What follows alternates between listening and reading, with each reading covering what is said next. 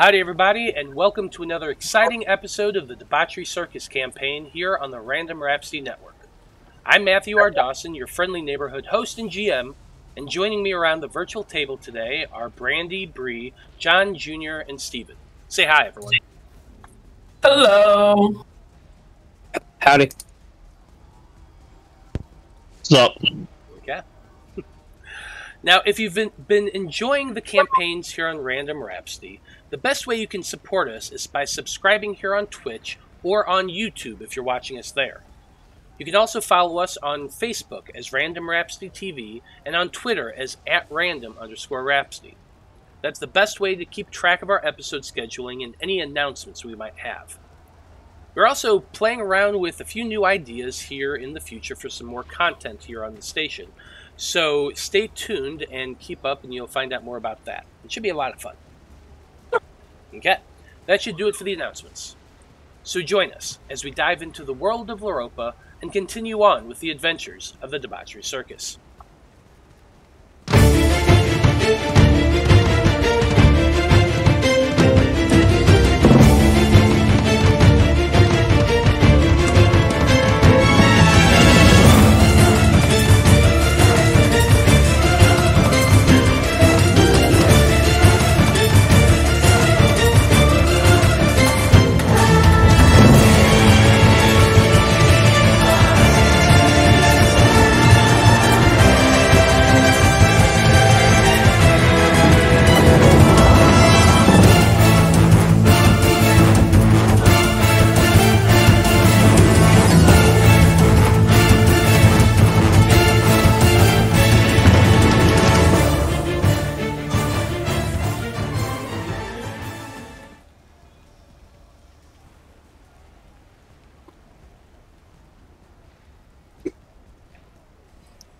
And we're back. So when we last left off, the Debauchery Circus had finally managed to climb to the top of Coltrast Keep, where they planned to descend down into the keep in the hopes of finding the evil Lord Veritude. With the tides beginning to turn against Veritude's militia, the few remaining archers decided to flee into the burning building that had so recently been constructed, no doubt hoping to alert their fellows and call for reinforcements. Ichabod and Shokan were quickly on their heels, however, and soon caught up with the pair on the fourth floor who had managed to escape while Edmund assisted Willow in getting over the ledge of the wall and joining the rest of the group. Now finally inside the keep, the crew questioned the guard they had captured and they learned that the excavation underneath the keep was digging up a giant root of some kind. And while he had not been down there himself, it was said that there was a strange forest underneath the keep as well, which didn't make a whole lot of sense to anybody. He also admitted that the upper levels of the keep weren't used very often, and they were given directions down to the first floor library. The guard also admitted that he was just a mercenary hired out of Revancia and really stayed out of the politics overall, just preferring the coin. This entitled him to simply be knocked out and tied up instead of killing outright. Now, following the guard's directions, the squad headed down a spiral staircase and through another corridor to find themselves face to face with yet another group of guards who were making their way up to the roof. This group fared little better than their comrades did against the circus, and many of them were struck down, though this time 2 of their number did manage to escape up to the 3rd floor of the keep. The fourth floor of the keep. The group decided not to pursue their injured foes, and instead made their way down to the 2nd floor balcony. And so, Debauchery Circus, you had all stealthily made your way over to the railing, along to the balcony to listen to what sounded like a heated argument between 2 men and a woman. Drawing close, Edmund identified the bald, sallow-faced, older man in robes to be Lord Veritude himself, though Ichabod and Cameron seemed to have their own opinions. The group also identified the woman's voice to be Mildred Valcon, the former chancellor to the king of Radagast, and that the other man in conference with them was Bedeman Grendel of the Star Knights. The three seemed to be arguing over sending out more troops to defend against the revolution outside. But before you can listen any further, a question comes to each of your minds. And that question is, what is your character's relationship with magic? Are they scared of it, wish to know more about it, or indifferent? And since, Willow, you're the one who rolled, why don't you go ahead and answer first? Willow is still somewhat new to magic. She's still trying to get the hang of it for the most part. Okay, she doesn't do it very often. She likes to fight with her sword first. Aren't you magical?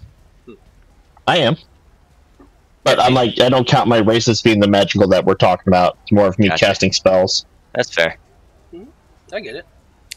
Jedi Slayer 420 just subscribed at Tier 1. This is their third consecutive month, and he's also saying it's Monday again. So send out a congrats to Jedi Slayer 420.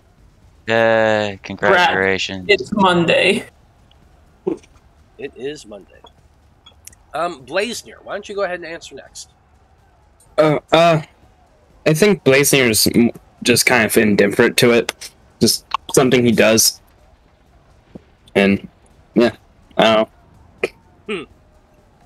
Fair enough. Fair enough. Cameron, how do you feel about magic? Now, this is weird coming from a 9th level wizard, but honestly, magic is a headache for me. Oh, yeah? Mostly the whole bit about, you know, being able to see all of these potential futures due to my affinity for time magic and never knowing which one is actually going to coalesce. That's fair. Those visions of possible futures always seem to mess with you at the worst possible moment, don't they? Yep. Indeed. Okay, Ichabod, how do you feel about magic? My magic is on loan to me from the Father Bowers himself. It is a holy thing, and that's why when it is misused, it makes me very upset. Yeah. The Father does provide to his children, doesn't he? Yeah. You know, I wield it with responsibility. I like it. Okay, Shokan, you're last. How do you feel about magic? I feel like Shokan's pretty much indifferent to. I mean, magic's there; it's a thing. She doesn't like it or dislike it. It's, you know, it's just there. Fair enough. So having a daddy is a holy thing. The reply is, I love and fear my holy daddy, dear God. Yeah, being a father is a holy thing, too. Indeed it is. Anyone can be a father, not everyone can be a daddy. Okay, Debauchery Circus. As you crouch there, looking out into the open corridor of the Great Hall, your eyes can't help but focus down upon the two men that you can actually see standing in the middle of the hall. Veritude, or at least the man you believe poses as him, is a shorter, skinny man in fine gray robes with a perfectly bald, egg-shaped head and a pencil-thin goatee around his mouth. The rapier-wielding knight is tall and dashing, in a silver fox kind of way, with his long gray hair slicked back and tied with a ribbon into a ponytail at the nape of his neck. His mustache is very full and thick, and he has a small tuft of a beard on his narrow chin as well. He definitely looks more like the swashbuckler type. You cannot actually see Mildred Valcon from your angle at the moment, but from the sound of her voice, you believe that she is standing somewhere directly below the outer railing of the stairs. So, Debauchery Circus. Are you going to just hang out and listen for a little bit to these people, or what are you wanting to do? I have a plan. Okay, is there any way that I can move in such a way that I can catch even the tiniest glimpse of Mildred Valcon? don't know. You can certainly try. Sure. Where are you wanting to go? So I'm gonna stealth over to here. I'm going to give you guidance as you walk by, so you get a D4 for your. This is like a short wall, right? Yeah. So this is actually a short wall railing. I'm on a different thing. Hold on. Yeah, this is a railing. It's about a 3-foot tall railing with little columns and gaps in the middle that you can look. Okay, so there are little gaps. Little gaps there. Cameron, it might be better. This is the same right here. This way. This wall right here is the same thing. It's another railing right there that's about the same size and also has the gaps. Now this goes down along the stairs this way, and the stairs kind of descends downward on either side there. And then everything beyond here is open AF. Okay, which way were you suggesting I go? I was suggesting you go on like this side because they're looking over the balcony. So I need, I'm gonna need Cameron, Ichabod, and Blaznir all to give me stealth checks, please. Since Ichabod, you were whispering this to your companions. I think we still have Pass Without Trace. You never cast Pass Without Trace. What did we do? We had something. No, we talked about it, but nobody had it. Blaznir did give guidance to Cameron as he passed. So Cameron, Ichabod, and Blaznir all give me your stealth checks. So I got a 22 total with that plus 4. Got a 7. I whisper and my armor clinks. Somehow. I mean, why not? You should go this way. Going cling. Yeah, shift to point like really aggressively. But I don't mind. Jesus Christ, yep. Look at Mr. Grundle. He's very perceptive. Yeah, with your D4, well, he perceives me. And I love to be perceived. That's one of my favorite things. Yep. Wow. Being perceived is my favorite hobby. I need to start getting in the habit of rolling those to GM. It's true. Yeah, probably. Well, I did it for everyone else, but I forgot to click on his because I wanted it to be a surprise. But since you've all clearly seen it already, yeah, so Cameron started walking towards the edge down here. Ichabod, you reach out and grab him and whisper to him, no, go the other way, go the other way. And he starts moving around as Blaznir touches him and casts a spell. Now, Blaznir and Cameron, yeah, you were moving pretty damn stealthy now with the 23 and the 22s that you rolled. However, Ichabod, you moving to grab him definitely made a sound in your armor.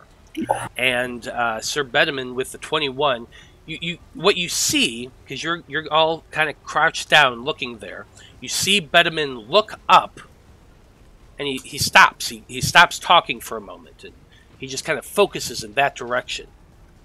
You see Veritude whispering or saying loud as Cameron, you're moving around to that side. Mm-hmm. What is it, Grendel? Or sorry, that's not his voice. What is it, Grendel? What are you looking at? And Cameron, as you move into that position, you are able to see Mildred standing there by a set of double doors towards the back over there. Ooh, then I'm casting a spell. At the same time as he's casting a spell, if I know I'm seen, I'm just gonna stand up. Well, I mean, roll an insight check. Okay, to know. Yeah, that's fair. Because what you saw is him look up in that direction. I'm much better at insight. Definitely. You know you're spotted in that moment, and you stand up. Cameron, you have exactly one action to do right now. I'm casting Enemies Abound on Mildred Valcon. I stand up, pull my pants up, and go, well, howdy. My original intention was if they were continuing to argue that maybe they wouldn't notice my spell casting, and then it would just kind of be like in Mystery Men with the blame thrower, where suddenly one person just gets way more angry at the other two. They start fighting amongst each other, but I'm sorry, I ruined every plan. But so at least I'm this going will help. So while this is going on, and you're casting Enemies Abound, that's going to resolve first, and then we're going to go into initiative. But obviously, I need everyone to roll for initiative. Sure.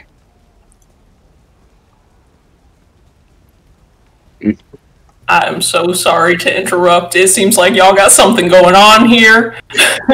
Yeah, I actually had 2 paragraphs of arguing that I had written just in case you guys like hung out and listened for a little bit. But once you offered it, I had a feeling that you did have something planned, but Cameron wanted to do something, so I'll allow it. No worries. Or maybe I can offer my services. You know, I am a tactician myself, so This trying time. Yeah, I can offer my services in this trying time. I can offer a nice whip in this trying time.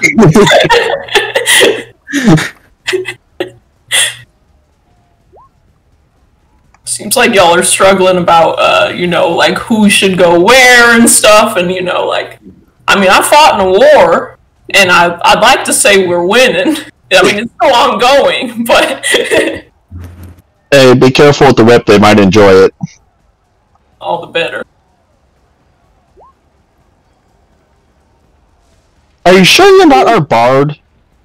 What? I am not. Are you sure you're not the bard? I promise you, I am not horny in the slightest. Hey, you don't have to be horny to be a That was bard. 11 deception. Right, wink. I'm not the bard. Wink, wink. Okay. Does it with both eyes? So the moment Ichabod stands up in that armor clinking, and Sir Grendel locks eyes with you, Cameron casts the spell from the corner of the what would you call that? Upper balcony, I guess. Yeah, upper balcony.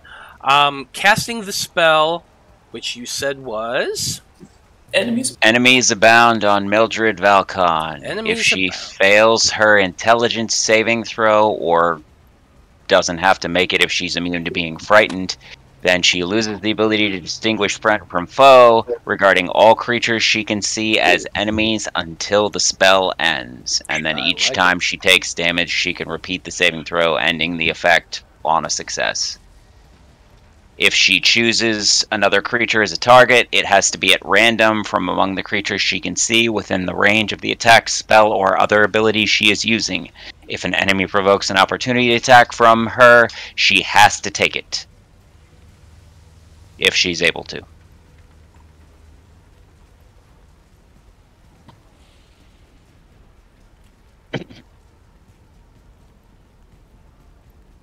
okay. Let's see how this goes. And the save DC is 17 for me. So hopefully her int save is not very good.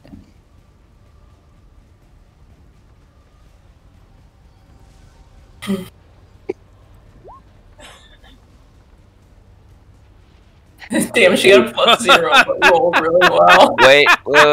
Let me. I'm gonna. Do you have a chrono shift? Is that what you're doing? Because that was me. I have one, but let me check the range. Nope, it's only 30 feet, so I can't get her. And it's actually a little bit farther than that too, because she's at a downward angle. The space from where you guys are down is 20 feet. Is 5 to right. I was saying she has to be within 30 feet as well. 30 feet for me to be able to use that. So can I use my random point of inspiration? Ooh. Why do you have a random point of inspiration? I don't remember. I think you had probably gotten it from somebody watching. I might have. You're supposed to use that on the day you get it. Oh well, I don't know anything about this. I just know now. Yeah. I have told you many times. Well, no, it's more of I'm on my sheet and I see inspiration point on it, and I don't know when or where I got it, but it's up to... I'll allow it. Go ahead and roll a d20. All right. Hope Take that's. that point off. Yep. Well, there you go. That's a failure. So that's a failure. Yes. Awesome. Okay, Blaznir's been dabbling in time magic. Maybe. Okay, so it loses the ability to distinguish friend from foe regarding all creatures it can see as enemies until the spell ends. Each time the target takes damage, it can repeat the saving throw at the end of the ending the effect on itself. Whenever the affected creature chooses another target, another creature has its target and must choose at random. Okay, so it is currently frightened and sees literally everything, including her familiar floating right next to her, because you can also see, Cameron, that familiar little ball with of green with a giant eye in the center and 4 little stalk eyes coming up from either side. It's a little gazer companion. She looks between all 3 of them and screams. Just this loud, loud scream, which catches everyone's attention, of course. Wahaha.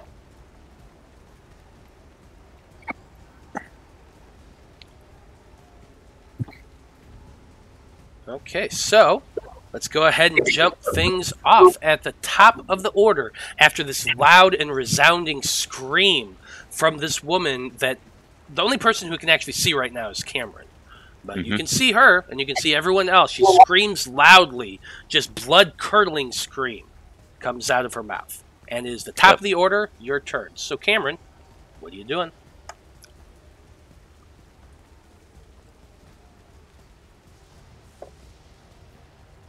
Actually, yeah, why not? I'm going to cast Web. And that'll be a point within range. It is a 20-foot cube. So let me grab... First, I'll pop it into chat. And then let me grab the 20-foot cube. I'll point out that that's a concentration spell. Oh, wait. Yes, because so is enemies abound. Never mind. That will not be what I'm casting. Because that would be bad.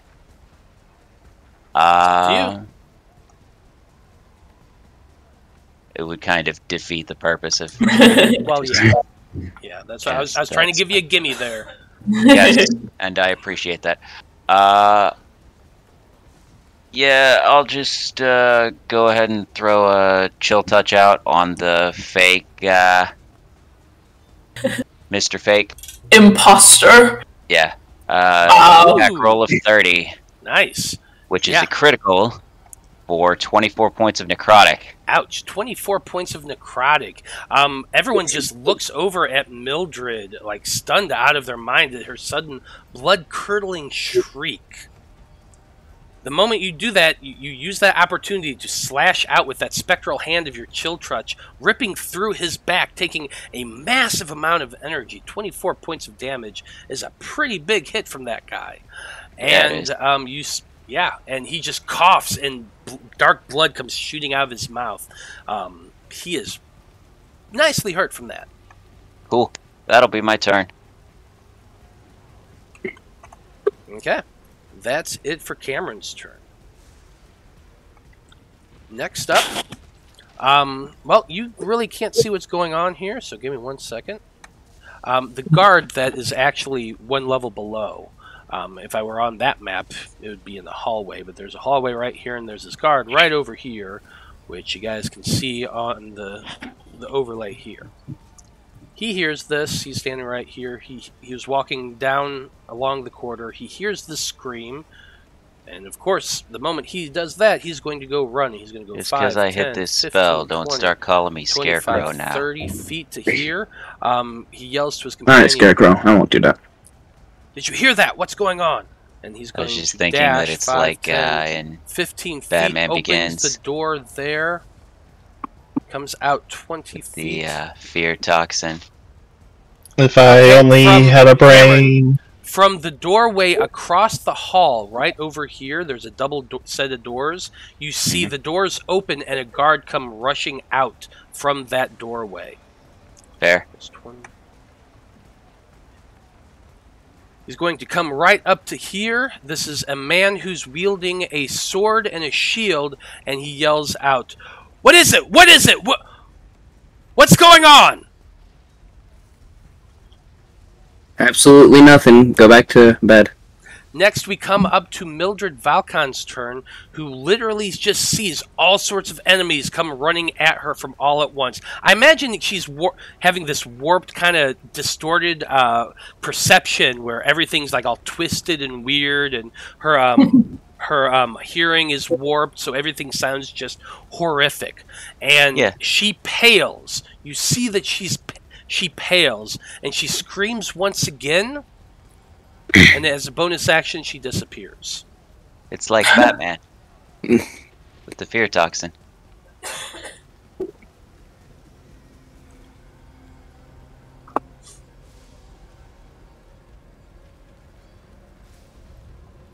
So yeah, she just completely disappeared.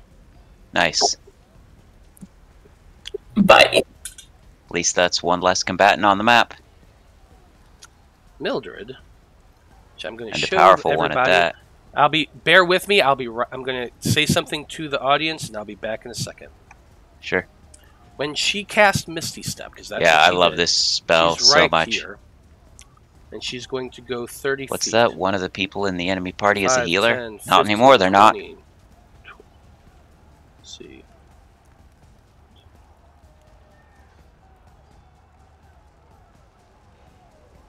She teleports to right here. 30 feet.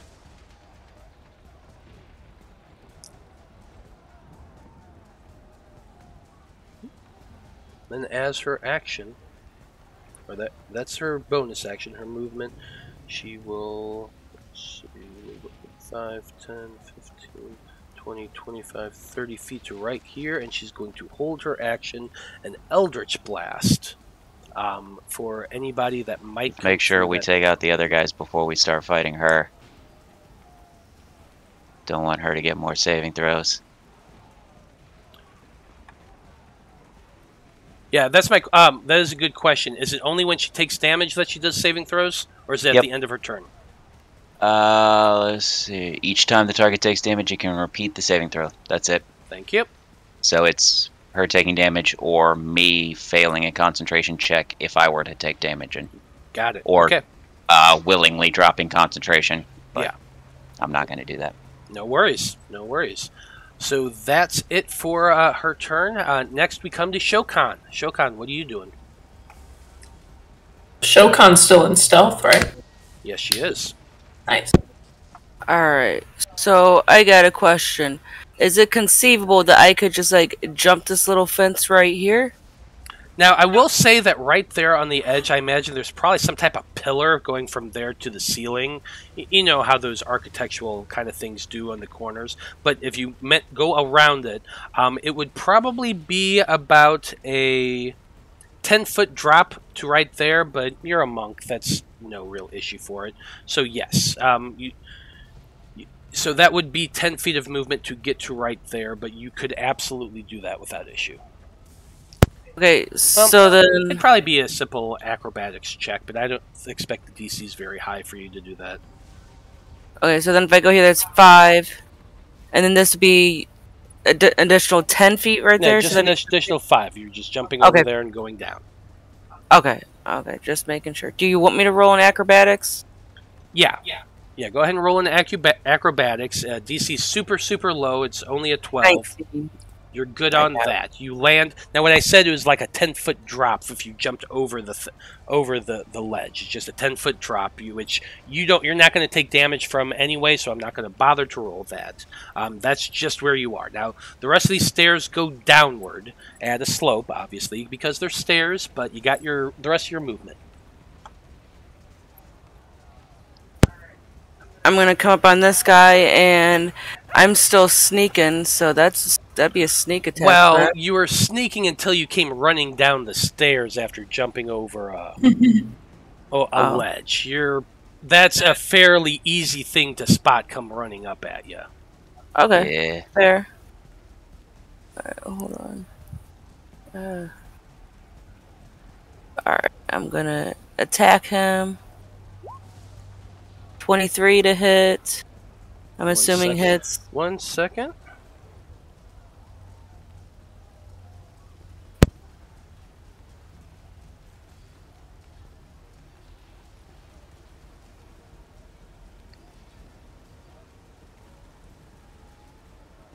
Getting high enough level now that Yes, it does enemies actually. may have defensive things to save their asses sometimes.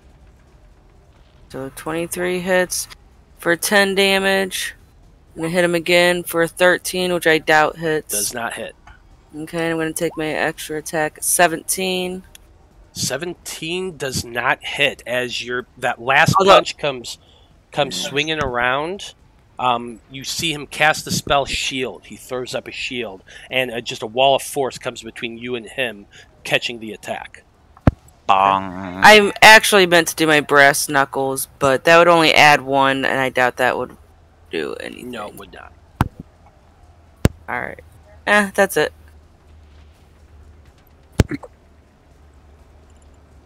I don't think I'm going to be using my sword. Yeah. Come on, Blaznir. Make such a good soldier one day. She has a plus 11 and a plus 9. I have a plus 7. I'm not hitting. Bro, that's what I got. You only have a plus 7? Yeah, I ain't that strong. I exude strength, but I'm not physically actually that strong. Okay, that's it for Shokan. Willow is up next. What are you doing? Run, run, run, run, run, run! 10, 15, 20, 25, 30, 35, 40, 45, 50, 55, 60. I dash! Yeah, you do. You dash, scooting around the God damn it! I blanked on Staircase? railing. Thank you. Fuck me. And down the stairs to come to right there where you can see everybody now. Question actually. Yeah. This railing right here, what's the height difference on that? The railing itself is about a 3-foot railing. It's not like super duper high. Why? I was wondering if I actually just jumped over it, if I could actually get farther down. I think if you would have jumped over it, you maybe would have gotten yourself an extra 5 feet of movement. Okay, so it's not worth it then. Okay. I mean, you could just move 5 feet forward. Well, you need to make an acrobatics check, and if you fail Yeah. that, you're If he made it right here, that wouldn't even be, because she over here was a 10-foot drop. So if he made it right here at the top of the stairs, that would be like 4, maybe 5 feet. It's still Willow. I'm not worried about in it. armor trying to jump over a railing and get to the other side. There's still going to be a roll. It's not going to be a high DC, but it's still a roll. I'm good. That's fine. I have bloodlust. I'm not thinking straight. Fair enough. Fair enough. Well, that's it for Willow's turn. Ichabod, you are up next. Well, I, for one, ain't good. And I'm going to jump the rail. Jump that rail and give me an acrobatics check. Alright. Too bad you're not jumping it on Salvatore. That would be epic. For you, I'd say a 14. Yeah, 17. 17 acrobatics. So I jump that railing, and then I casually walk down the stairs. 10, 15, 20, 25, 30. And I want to look over to Sir Bedham and Grendel and say, Sir Bedham and Grendel, I presume I've heard a little bit about you. If you're looking to use that rapier, and I show him my longsword and my shield, and I go, I'd love to test your might. And then I'll hold my action to attack him if he comes near me. So I challenge him. Okay. So you're challenging him to Mortal Kombat? I'm challenging him to a, physical, Well, Mortal you know Kombat. what? Let's see how persuasive you are here. Go ahead and make Alright. a persuasion check. Can I do an intimidation instead? You're trying to intimidate him to fight you? Yeah, because I'm so confident. I'm like, hey there, I see you've got a little rapier. And because I knew his name. So I've done my research. I'll allow it. Why not? Make a... Alright. Thank you. That's a 22. 22. That's not bad. Let's see what kind of insight check he can roll. I mean, he knows I want to kill him. I'm not hiding Although that. part of me sort of wants to roll an opposing intimidation check. Yeah, what's his stance look like? Oh, yeah, God, you know what? I'm going to do it. I'm going to roll Mano y mano. mano, man to man, chest hair sticking He out. stole my ponytail, and I don't like that. So Just yeah, let's see what his you and intimidation. me. Because you know what? You have the exact same intimidation he does. All right, we're good. Yes. 18, yeah. Wow. Okay. I'm more alpha, and no, he's an alpha male, and I'm a sigma male. I like it. Okay. You've challenged Bedeman Grendel to a duel. Let's see what he does. Too bad I didn't stock like, what is it called? It's called like compelled duel, so I could force him to fight me. Yeah. Oh yeah, that's so a fun one. I didn't stock that today though.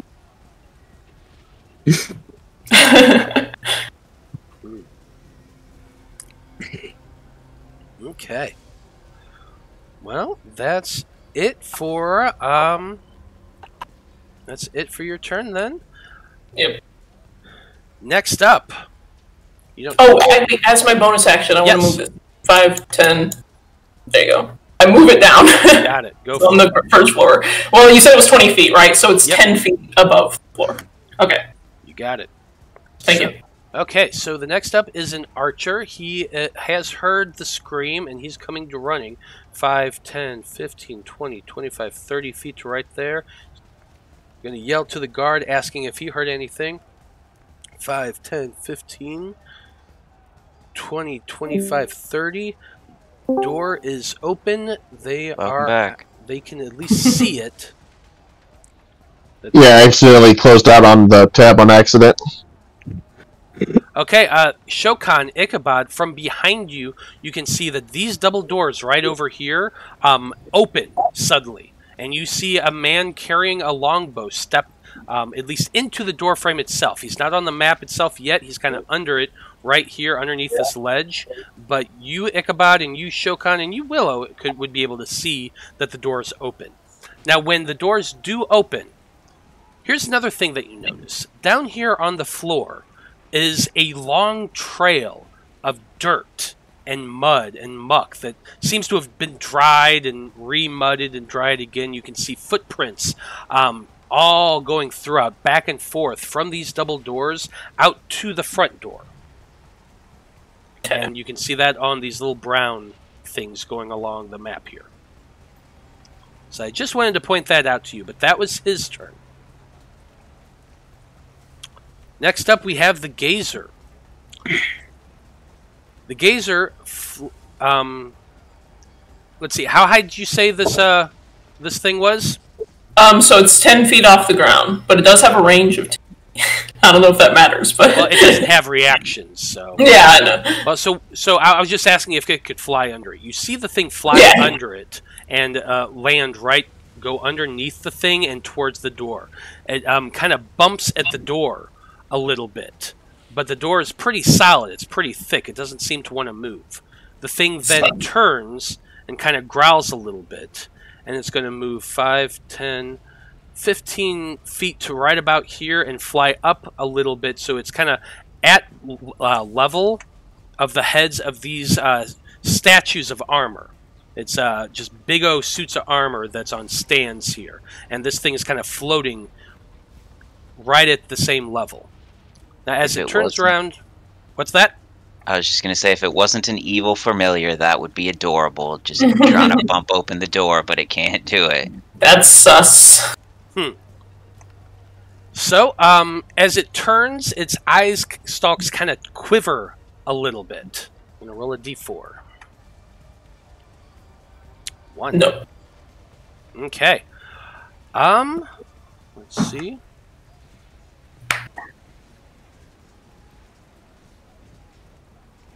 Okay, you are the first thing. It looks towards Shokan, so its eyes, one of its stalks on the left kind of quivers and focuses directly at you, and your eyes lock for half a second. I'm going to need you to make a wisdom saving throw, please, as it uses its dazzling ray. Oh no. Are we back to Shokan being unable to control herself? Oh, That would be a 9. well, that would be a 9. So, Shokan, your eyes lock with that center stalk, and you realize that's your best friend. That's your buddy. It wouldn't hurt you. It wants to help you. It wants to protect you. and you feel as though that creature is your best friend. You are now charmed by this creature. Your speed is halved, and you have a disadvantage on attack rolls. Just while you are dazed this way, so keep that in mind.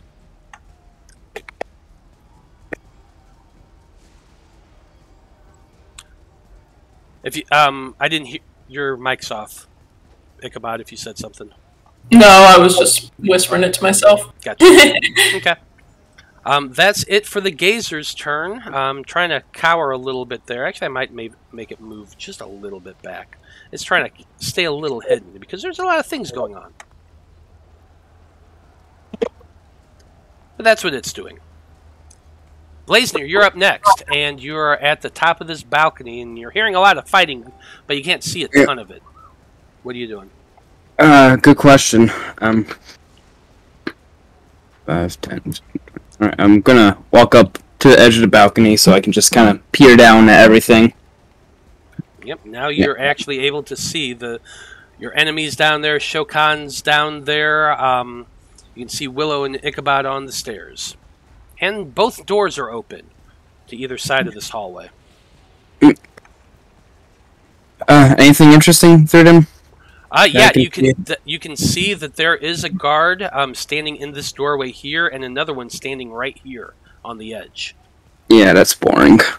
I'm just gonna kind of point off the balcony and have 3 rays of fire just shoot out at fake Veritude, the Gazer, and the guard.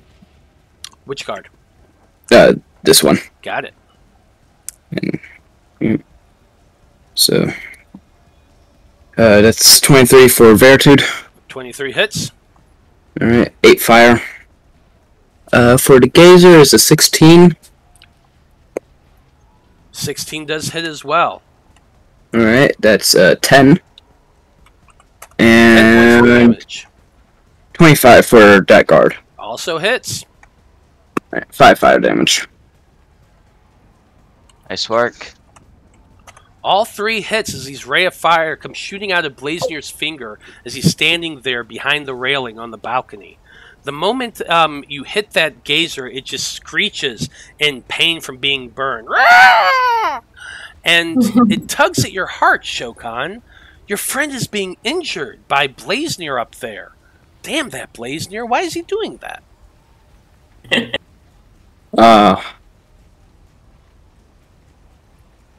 Yeah, and I'm gonna give a bardic inspiration. I think. Wait, can I do that? Yeah, 60 feet. As a bonus action, yeah. Yeah, I didn't know if how far it was. I thought it was 30 feet for a second. But yeah, I'll give a bardic inspiration to Shokan, just because she's in the fray and would never hurt me. Ever. Yeah. I have done no wrong yet. Decide to hurt you, she will have a plus a d6 to do it. Yeah. It was then Blaznir realized she would in fact hurt him. Why? I'm gonna yell out at Blaznir. He's on our side. Why are you hitting him? It's a snot ball. No, it's not. So, we come to Lord Veritude's turn, who just got pummeled by Shokan and is seeing more of these people coming out of the woodwork. And that pale, sallow face is looking pretty worried right now because you took him down to half his fucking hit points. Yep. Spoilers. Well, the reason I say that is to just make you understand exactly what's going on here. As he casts Dimension Door. You would recognize the spell, Cameron, because you have cast it before. So then I can reaction to counterspell it? You do have a reaction. You could if you wanted to. Let's counterspell him. Now, the moment you counterspell him, you do step. You're kind of having. You're right behind that railing, and I imagine your kind of head is poked halfway out of it to cast spells at people. You know, Sure. because you're shorter than the damn thing is. So as you reach out and you're casting this spell, You feel the exact same thing. Bedamin counterspells your counterspell. Okay. Coward. Fool. And Veritude disappears as well. Upsetting. He just wants to confuse us later. It's like we knew you were the copy, so you're gonna go somewhere else so you can pretend to be the copy again. Hey, it just means that it's another combatant moved off the board, so now all we gotta do is deal with the Gazer and Bedamin and I'm gonna guards. fuck up, bro. As long as we can make sure that Bedamin doesn't escape like the rest of them, I think we'll be fine. Nah, this is a man of honor. Like mano y mano, he wants to fight us. I thought you said he was the assassin knight. Well, I had assassin question mark. But he's got a rapier. That's a dueling. That's a dueling. I mean, even Portleon ran away, so you know. The copy of Veritude. So it's an assassin. He teleported 40 feet. He just went running. He teleported right to in front of the stairs down here, and he is heading down into the crypt, running away from the Debauchery Circus. So he is gone. Okay, then. Anesthetic is in chat right now, and she's sending a bunch of bits our way. Say hi to Anesthetic, everyone. Hi, Anesthetic. Hello. Howdy. Support me in my duel.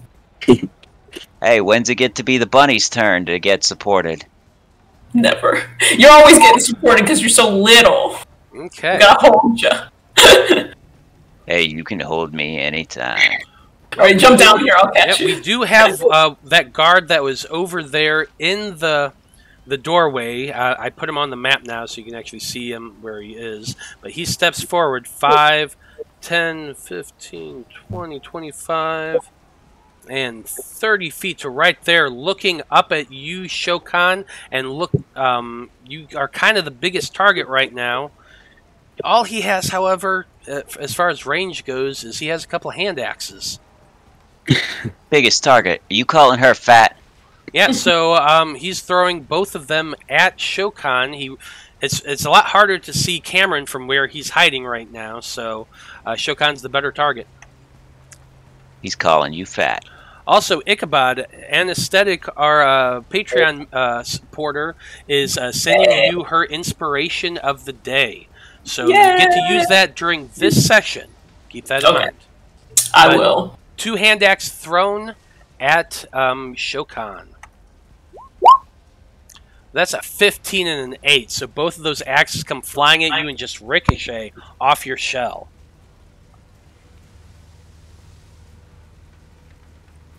I'm invincible. Almost. Yeah, so this is an interesting circumstance for Sir Bedamin Grendel. Both Valkan and Veritude have disappeared. He's left by himself, and he pulls his rapier out, and he's just like... You can probably take us. I mean, you look like a tough guy. You can probably take us. Yeah, he kind of twists his rapier around a little bit, doing that, Zorro-type shit. Yeah, that you all see, and in that moment, Ichabod's feeling, yeah, this guy's definitely taking me on. He's definitely gonna piss off.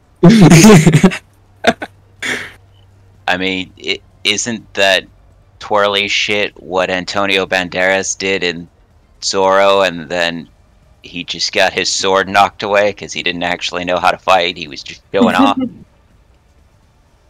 God, I have so many options. What do I want to do? 1v1 me, bro.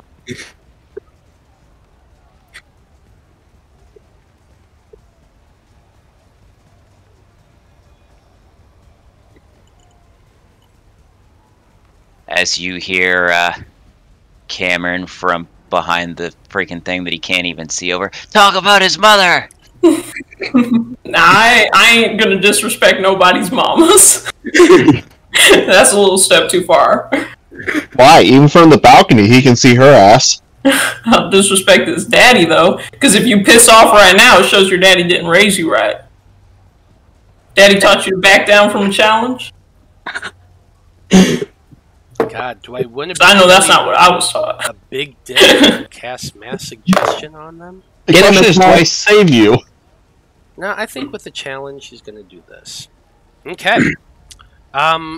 Cameron, you can see that as he's twisting his rapier around, he seems to be whispering, muttering to himself a little bit. It seems to be an incantation, but I don't think it's one that you recognize. Let me look here real quick.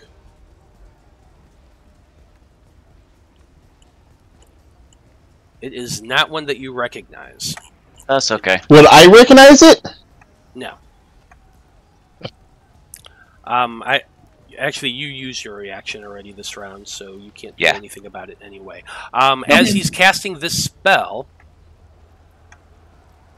he vanishes and the battle's over. Yep, he vanishes. Fuck you all. No, you know, he probably would have if not for goading by Ichabod. The losing the intimidation was the deciding thing, and he still has guards. He's feeling confident. The cowards ran away, but he's not a coward. And what he does cast on himself is a spell that his eyes began to grow inky and just become a black void filled with dread power. I'm going to need you, Ichabod, because you're the one who challenged him. Yes. Make a wisdom saving throw for me, please. Alright. I got a plus 11, so... 33. I hope that'll do it. Wow. 33? 23. Oh, okay. Yeah. I misheard you. Yeah, 23. 23 is... Barely enough. Just barely got it. Where? You just hit it. We're 1 point away from being able to save, but a 23 does not save. No, it's a 16. I just couldn't find it on the damn piece of paper. Thank you to my paladin aura. That plus 4. But yeah, his eyes go inky black, and it focuses directly on you, but you just fight it back, and you manage to resist. Oh, come on, fella. I thought you were going to come up and sword fight me. You got that rapier twirling around for nothing. Do you know how to use it? Look, I got a sword, you know. Disappointment all around. He just kind of smiles at you, and as he says, "Oh, you'll get me next time." Just wait, little one. Just wait. Right. Oh, you're not the little one. Just wait. Yeah, how tall is this guy? He's going to move 5, 10, 15 feet to right here, just to give everyone a little bit of room. His weapon is up, and he has it on guard, and he is ready for you. Right. That's going to be his turn. You said there's a guard here, right? Yes, there is, and it's actually his turn next. Fantastic. On his turn, at the bottom of the order, he steps out, and you can all see this guy now. He steps into the hall. He is another man that seems to be carrying a longbow. He is going to move 5, 10, 15, 20 feet, 25, 30 feet to back here as he's raising, or actually, yeah, right here is fine. As he's raising his longbow up, he's looking between the two of you and Willow there behind you on the stairs. I'm going to roll a d4 to see who he thinks is the bigger target, Ichabod or Shokan, because, you know, they're both pretty similar down here. Well, I mean, obviously Shokan is the bigger target. Well, you know what I mean. He's trying to decide between the two big threats on the floor which one he's going to shoot. So 1 and 2 for Ichabod, 3 and 4 for Shokan. Really?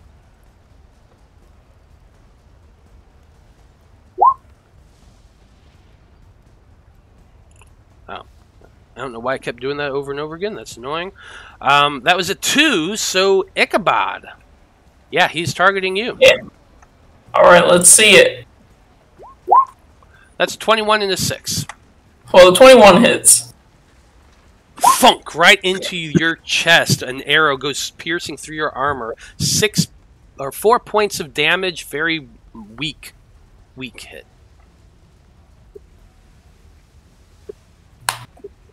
But that is it. There is still one guard standing here in the doorway. I'm going to go ahead and show you him just so you know where he is. He's not actually next to you, Cameron. He's beneath you in the door frame. It's just... Okay. That's so everyone else can see him. Yeah. But it is your turn at the top of the order, Cameron. Okay. So, ignoring the fact that there is no guard next to you, what are you wanting to do? Now, it's not going to matter to us directly, but just so you are aware, I am continuing to hold concentration on enemies bound because it does not say that it goes away when she leaves the area. So even if she runs into other people, they'll still look like enemies to her. Oh, yeah. I am going to be attempting to chill touch the Gazer because I remember the last time we fought and he blasted me with all those stupid laser eye rays.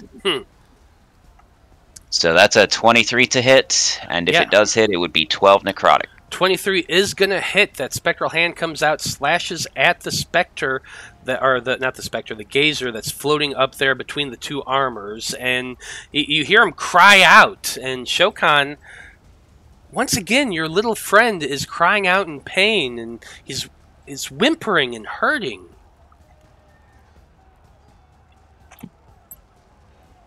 I'm going to yell at Cameron, he's on our side! Stop! Yeah, that's for all those lasers last time, you tosser. Shokan, you usually have such good judgment. I don't know what's happening with you right now. And then, I don't think I can reach anybody with that, so that's it. Damn it, I did not mean to do that. Hey, stop being charmed. It's at the start of its turn. Start of the Gazer's turn.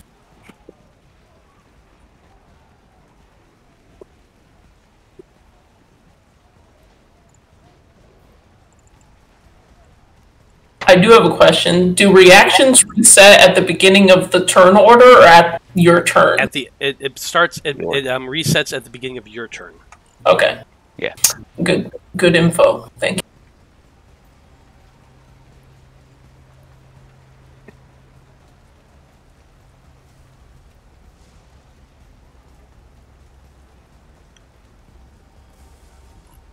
I accidentally deleted Mildred out of order, so give me a second here. Gotcha.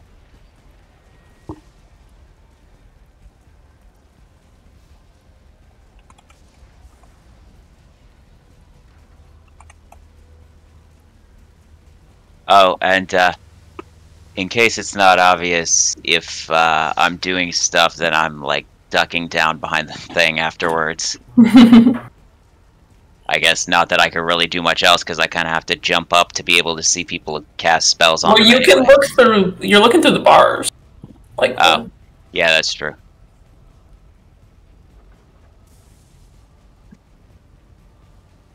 Because I am a short and a small. Did Edmund get in this initiative? I don't think he did. Oh, he no. did not. Also add his D4.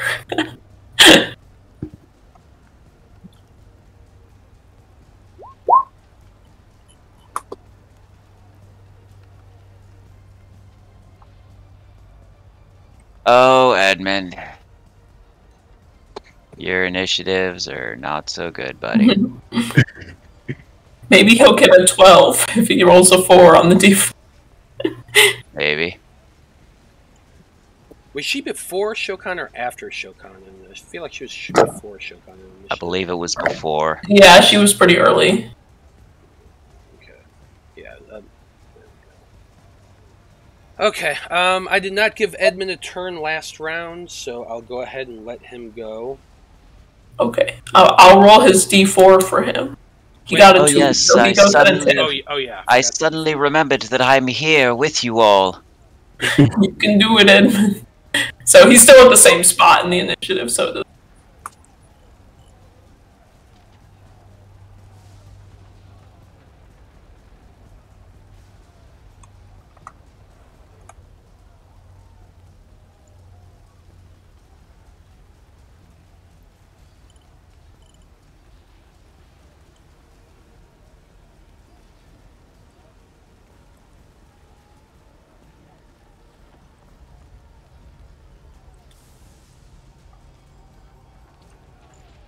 Okay, so anyway, what Edmund would have done if I gave him his turn, he'd move 5, 10, 15, 20, 25, 30 feet to right here next to Blaznir.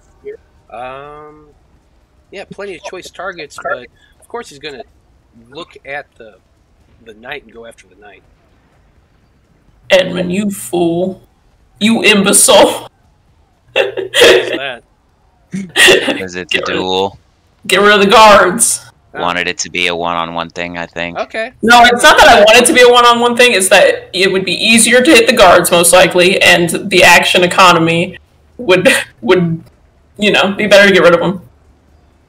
Get rid of the little guys. Okay. Well, then as a bonus action, he's going to cast Hail of Thorns on himself. Yeah. Nice. I've never heard of that. Basically, if he hits, he does. It splits off and does extra damage. Oh, cool. I think they have to be pretty close for that. It's a constant. It'll at least do it to the person. Itself. Yeah, the next time you hit a creature with a ranged weapon attack before the spell ends, the spell creates a rain of thorns that sprouts from the ranged weapon or ammunition. In addition to the normal effect of the attack, the target of the attack and each creature within 5 feet of it must make a dexterity saving throw. A creature, it takes 1d10 piercing damage on a failed save or half as much on a successful one. I was just saying that it has to be pretty close to hit other enemies. Yeah, but it'll at least do an additional damage to that person, too. Yeah. And then, pulling out his long bow, he's going to take a shot. I guess he's going to go ahead and fire at this guard down here. Wow, that's a 7. Yeah, he has to spell on himself, tried to fire, but he's having a hard time because, that railing is coming up to his chest, so it's a weird, awkward angle. Well, luckily the spell stays, so get him next time, Edmund. Exactly. But he's concentrating on that, and that's his turn. Next up, we come to the swordsman that is down here, and yeah, he's going to go ahead and come running up to Shokan. 5, 10, 15, 20, 25, 10, 15, 20, 25, 30. Yeah, he can just get there to you, Shokan. And he's pulling out his long sword. He has a long sword and a shield. And he's taking 2 swings at you. Nope, that's an 8 and a 16. Both miss. And you're just kind of weaving around, dodging between blows. And nothing. He's got nothing on you. Not on you, babe. Not Next up, we have Mildred Valkon's turn. She being sus. Yeah, Valkon is hiding in this library. She just saw Scared everyone AF. up, turned into monsters, and she's freaking out. Being that she is frightened and there's no way out of this, she's going to use the last of her spells that she has right now to go try to find her master. She uses her last Misty step and teleports 30 feet to right over here. And she is going to cower there and wait out a little bit. Because she does hear somebody down there. So that's going to be it for her. Okay, Shokan, you're up next. The swordsman came running up trying to hit you, but you are a monk and can just weave around his swings. So what are you going to do? Well, first of all, I'm going to call out to, my new little buddy over here. Hold on, little buddy. I got to take care of this guy first. 27 to hit. Yep, that's going to hit. I think 14 damage. 14 points of damage. 25 to hit. 25 does hit as well. 11 damage. And a 22 to hit. All 3 hit. 9 damage. Whew! 3 hits from freaking Shokan. And, Yeah, you just Oh, crap. the living shit out of Dazing Ray, right? Dazing Ray. Anybody? I forgot about this. You're supposed to have disadvantage on all of them? Oh, yeah. You have disadvantage on all those 3 attack rolls. Oh, yes. Except I don't. Except. I've got stillness of mind. I forgot about that. You can use your an I action. cannot be. You have to I use cannot be your charmed. action. You I can cannot be be charmed, but you can I cannot end be it. charmed. Hold on Wait, a what? second. No, read Oh, the I list. can use It my is halved, action. and So it's either you make all those attacks at disadvantage, or you use stillness of mind. But it's going to end at the beginning of its turn anyway, so it'd probably be Yeah, better. that's fair. So then, can I take this 25 as a disadvantage for 27? Yeah, I'll allow that. Let me. God damn it! Now I gotta redo. I was like, is anybody going to say anything? Yeah, you. It's me. I'm forgot. sorry. I'm sorry. I forgot. I suck at this. Nah, it's my mistake too. Hey, yeah, the DM's the one who did it to you. But it's He okay. dug We'll take the. We'll say that the first one hit with the 25 for that first 14 points of damage. Fair. Hold on 1 second. There's my second attack. I'll take that 11 damage if you want, unless you Yeah, really that's want me to. fine. Yeah, that's fine. Okay. And then here's my brass knuckles. Shit. I didn't mean to do the disadvantage because, well. Well, we'll Yeah, just say that the 14 it's still did at not disadvantage. Okay, that's fair. hit. The 14 did not hit. You are still at disadvantage. It's fine. I mean, technically speaking, it would have been a 29 and a 22 because of the It's other enough. 22. It's okay. Punished. He let you have the other one. Yeah. This one. That's fair. a miss. That's fair. So that's 25 damage then. 25 damage. Just still a pretty big hit for this guy. Yeah, it is. Yeah. That it for your turn? I think so. Yeah, probably. Okay. Willow, you're up next.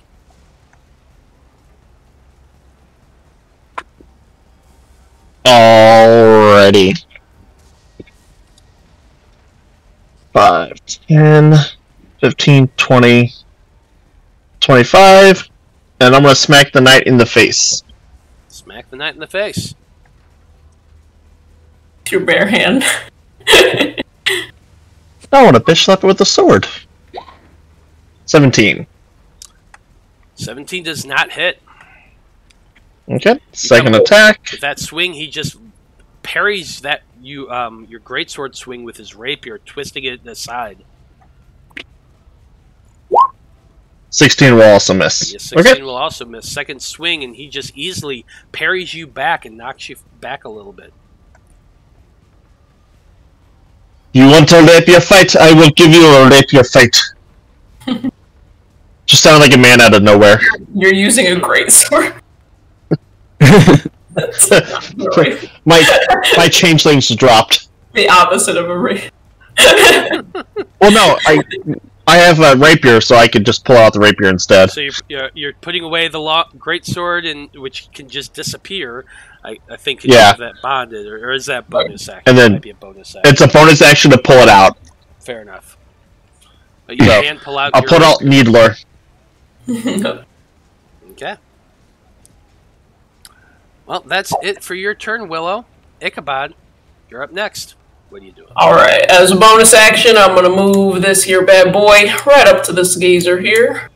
Still floating, 10 feet in the air. Mm-hmm. And I can whap him. Yeah, and he was about that high too, so you could easily hit him. Oh, in that case, I'll leave it right there. If he's a level, because it has a 10-foot range. So, I would use 5, 10, 20, I imagine, hits. Yep, Get rid of that that is it. 2. So, 10 force damage. 10 force damage is more than enough to take this thing out. You slash at it with that spectral whip of yours, and slashes right the thing in half. And he just goes crumbling 2 sides, dissolving slowly as it falls downward to the ground. Alright, and I'll use its last 10 feet of movement to put it right there, still floating 10 feet in the air. Ichabod just killed your best friend. Sorry, Shokan, it had to be done. Learn that, Ichabod. She killed your best friend, but as it dies and begins dissolving away to nothing, you kind of shake your head a little bit, Shokan, and you realize, that's not your friend. Why the hell did you think that? I imagine be like, no! Oh, wait. No. Alright, and Sir Benjamin Grendel, it is a pleasure to meet you, sir. 5, 10, 15, 20 feet to get right up in his face. And I'm going to hit him twice with my long sword. With, you might recognize this, actually. I show him the long sword because it's Portleone's. Yeah, I've got one 5-star knight under my belt, and I'm looking to get about 4 more, so that's 21 on the first one. Yeah, a 21 will hit.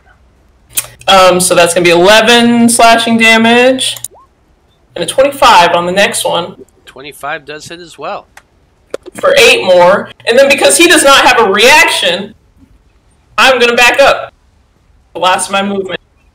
So, come and get me! So Right 19 here! points of damage total on the knight. Not too bad. I'm hiding behind this short lady here. You'll have to go through her to get through me. Isn't that against your paladin oath? Like, What? My paladin oath is to kill people and make sure they can't get back up again. So, any way I can do that. So, Now, by kill people, do you mean me? well, some may die. That is a sacrifice I'm willing to make for the greater good. You can handle As long it. as we're on the same page. We're on the same page, that's all that matters. You look like a little lady, but I know you're not a little lady, so I know you can handle yourself. I like it. Okay, Veritude's archers is next. The one that's been standing here in the doorway. He's going to move 5, 10, 15, 20 feet around, trying to keep clear of the two of you. Since Willow is right there next to his boss, he's going to take 2 shots at Willow. That's a 17 and a 7. The 17 will tie, so that will hit. Awesome. So 9 points of piercing damage as it finds that little section in your armor where the plates don't connect and the arrow flies true, thunking right into you. Ouch. I'm only slightly drunk. Willow, you been drinking? I check for my bottle of whiskey to make sure it's still there. Rage drunk, maybe. Drunk on the Angie. I stole it. No! I was saving that. Willow is a proverbial pincushion right about now. She's been hit by a lot of arrows since she came to the keep. Blaznir, you're up next. oh, already?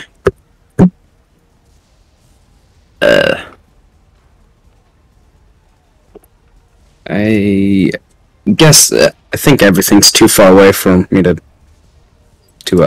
hit. Yeah, because it's also 20 feet down, so.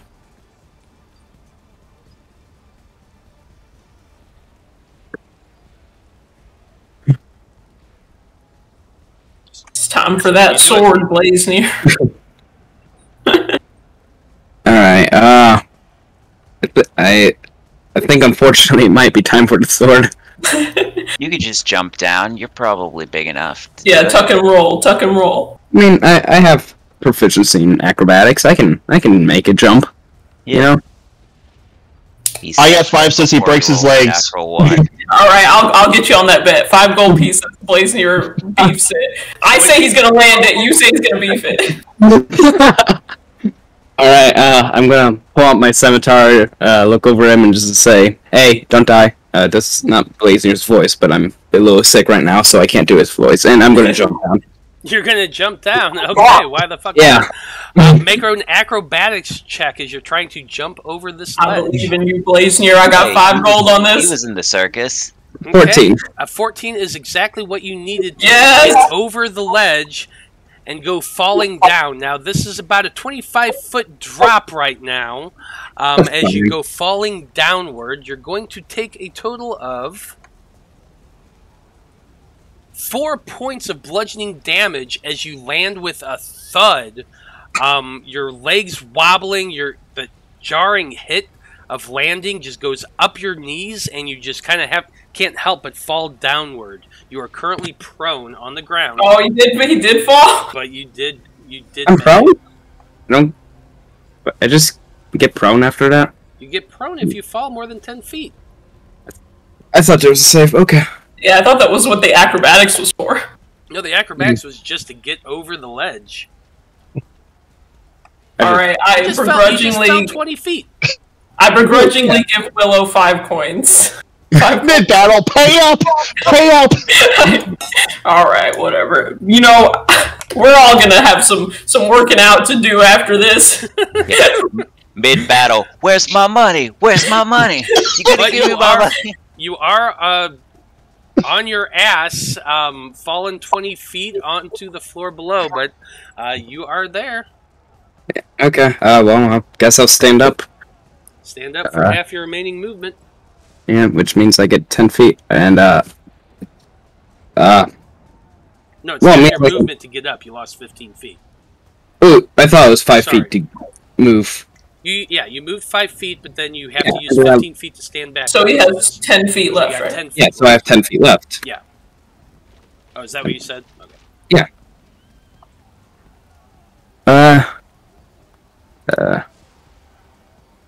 Oh, that's why I can't move my character. I have 10. I'll just lob a little ball of fire at the guy next to Shokan. Fair enough. Lob a ball of fire. 18. 18 does hit. 7 fire damage. Wow. He had 6 points of health left, so you lob that fireball, smack him right across the side of his face, spurning along his hair and his eye, and he just drops. It was far too much for him to take, and he lands on the ground dead. Nice work, Blaznir. I Work on your tucking and rolling. I look a little surprised, and that's it. Okay. That's it for Blaznir's turn. Edmund is up next. He's going to move 5, 10, 15, 20, 25, 30 feet to the other side of the staircase over here. He sees these archers that are taking shots at his friend, so he's going to go ahead and fire back. Good lad.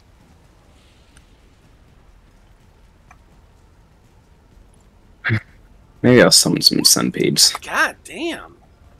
That's a 6. Edmund's a little suffering. Edmund's having a hard time keeping his concentration on that spell and aiming up his shot, lining up his shot at the same time. He's just doing horribly.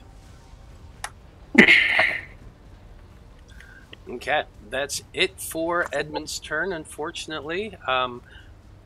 Next we have Veritude's turn. He's just running.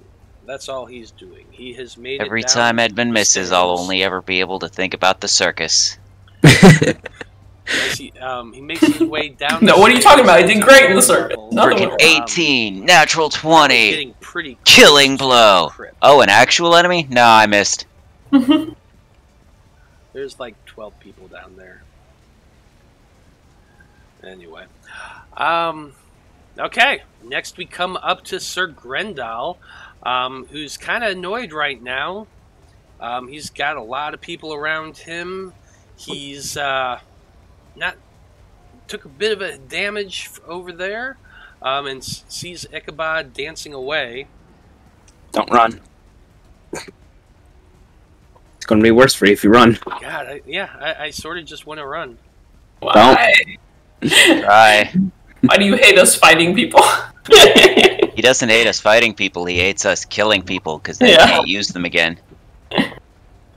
Exactly. You still got 3 more nights after this? What are you talking about? Yeah, no. Yeah, he's just not too happy with the way things are going, and he's got this many people around him. He kind of pulls his rapier back and points his left hand, and he seems to be casting a spell. Cameron, now I'm going to allow you to make a perception check here. Sure. To see if you can recognize what spell he's casting. Because actually I was thinking about this the other day, and I think this would be a good way to figure it out. Okay, I got a 12. Yeah, unfortunately, no. A 12. You can tell he's casting a spell. He's definitely casting one, but you're not quite sure what he's casting. But he definitely looks hurt. He doesn't look hurt at all. He took a hit. Okay. I'm just saying. Gotcha. He pointed his finger out. He seems to be targeting in front of him, and he's casting a spell. I'm going to spend a 4th level spell slot since I don't have any 3rd levels anymore, and counterspell. Okay. You cast the counter spell, and as he's muttering this spell, and it bounces off, and he growls in annoyance at this.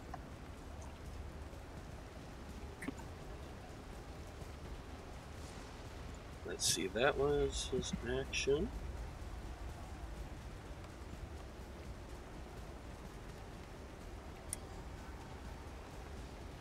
Yeah, that's it for his turn.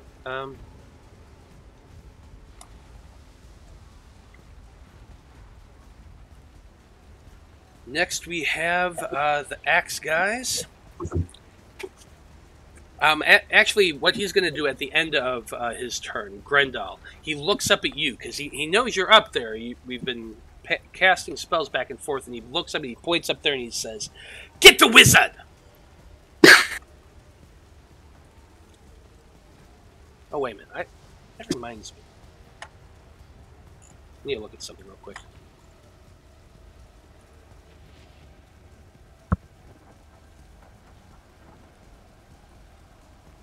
Okay, never mind. It's not what I thought it was. Okay. The axe guy. Seeing that Willow is there in front of her boss and not looking the greatest in the world, he's going to come moving up to her. 5, 10, 5, 10... I am 15. Beautiful, damn it. Your hair's a little tousled and bloodstained right now. So. Yeah, it is. You've been through some shit today, Willow. Name an easier way to dye your hair red than by the blood of your enemy. I mean, I do it naturally, so... Okay, 2 swings with a great axe at Willow. That hits. That also hits. Okay. 23 and a 19, both hit. Ow. So a total of 18 points of slashing damage. Down. Oh, jeez. You're down? Willow. Yeah. Get up. What? Ain't no time for a nap. Get up. I didn't get a lot of... There wasn't a lot of healing. You got me up to 23 health. No, To to be fair, everybody had to get some. Yeah, that's right. Yeah. Oh, no, I didn't say it against it. I was saying I didn't get a lot... I didn't have health. Yeah. I didn't realize you were that low. 2 gigantic swings cleaving through Willow's armor and into her. Thus, with your fighter rogue companion is unconscious and has fallen down to the ground. I'm so far away. Initiative. I'm going to Shadowfire, I see you. Nope. You'll probably. That's. There, I'm going to use that broken heart icon for... Oh. She is currently... Damn. Damn. Does she... Heart was broken 5 sessions ago. When she goes unconscious, does she return to her natural form, or does she stay in the shape of a girl? Oh, she's a liquid pile. No, she's not. You're not Odo from Deep Space Nine. Why not? Get in the bucket! Get in the bucket! Hey, this is my character, damn it. You don't know me. And scoop her up into a bucket. I'm pretty sure you'd go back to whatever your normal form is. Yeah, you would. You would revert back to your normal form. Which, actually, a normal form for a changeling is very pure white skin with some bright, vibrant neon hair. So is it hair? So, But still Willow, covered in blood. when you fall unconscious and go down, describe for us exactly what Willow looks like in her natural changeling form. Have you seen The Thing? Oh no. No, best way to describe it as I picture it is more of, think Lord Voldemort, how his face is pure white, no nose or anything like that, with just some white hair. Gotcha. Okay. Just no features, really. Is your hair long, like in your natural form, or is it shorter? Yeah, no, it's long, it's in my natural form. Gotcha. Okay. Actually, sorry, it's not white, it's still red from the blood. Well, yeah, you're still blood splattered, coated. Okay. Definitely. That is definitely true. Okay. That's it. I'll leave this up to you, Ichabod. Well, you are now unconscious and lying on the ground. You have fallen and you are unconscious and you are bleeding out, but you are not yet dead.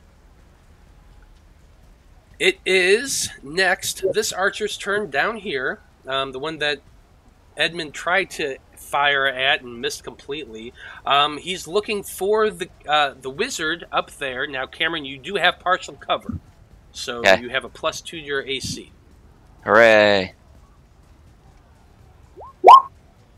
It's a 13 and a 9, which I assume both Nope. misses. So two Correct. shots go out, bouncing off of the railing in front of you. Your head's kind of in between the two little banister posts between there, and you just kind of duck your head back as they just ricochet off of it. And now that we're at the top of the order, I think that's actually a perfect time to take a break. Thank you. And I need to go to the bathroom. So we will be back in about 10-15 minutes, folks. Stay tuned.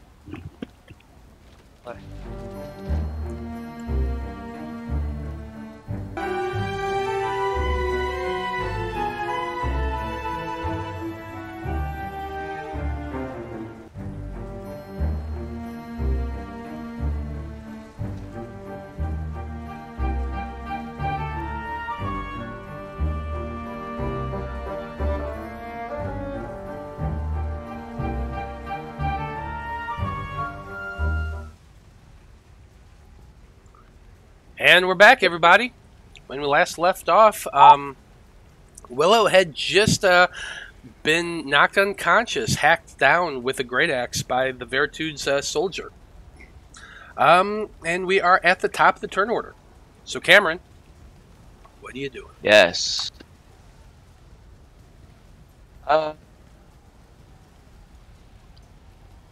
Okay, so this is a weird question. Actually, no, it wouldn't matter, because even if she failed, then she would still be able to be okay.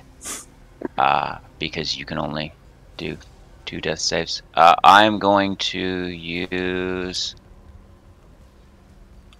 How far down is the floor? About 20 feet down. Okay, I'm going to bonus action Misty step down. Okay. So that way I can be near Willow. Pythagoras' theorem, yeah. If necessary. And then I'm gonna chill touch the knight with an 11. Is not gonna hit. Not going to hit at all.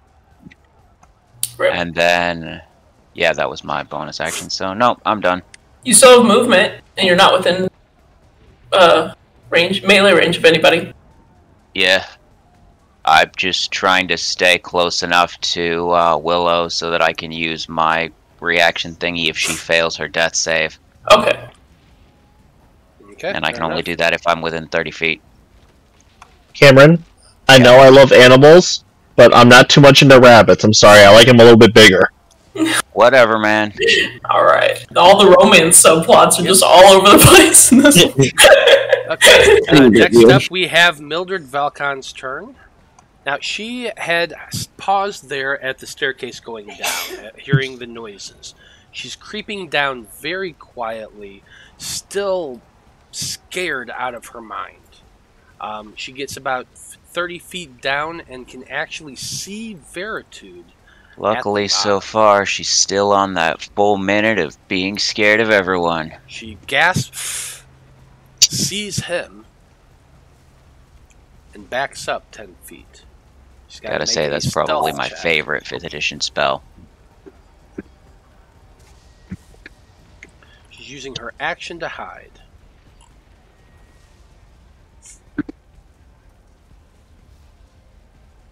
And that's a 12. Let's see if Veritude can see her. We'll do that in this turn, actually. So that's what she's doing. Okay, Shokan, you're up next. What are you doing? Oh, I'm gonna go take a step right here. Attack this guy.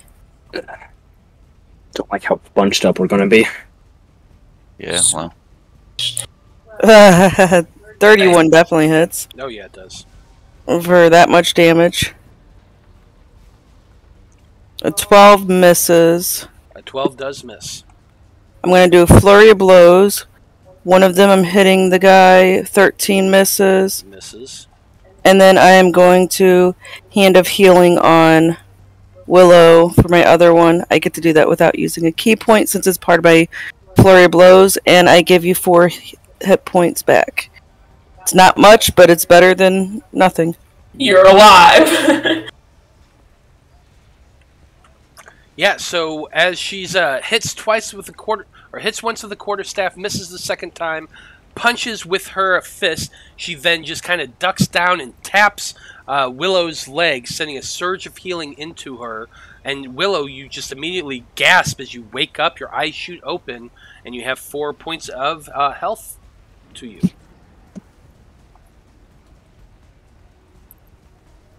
That it for your turn, Shokan? Yep, that'll be it.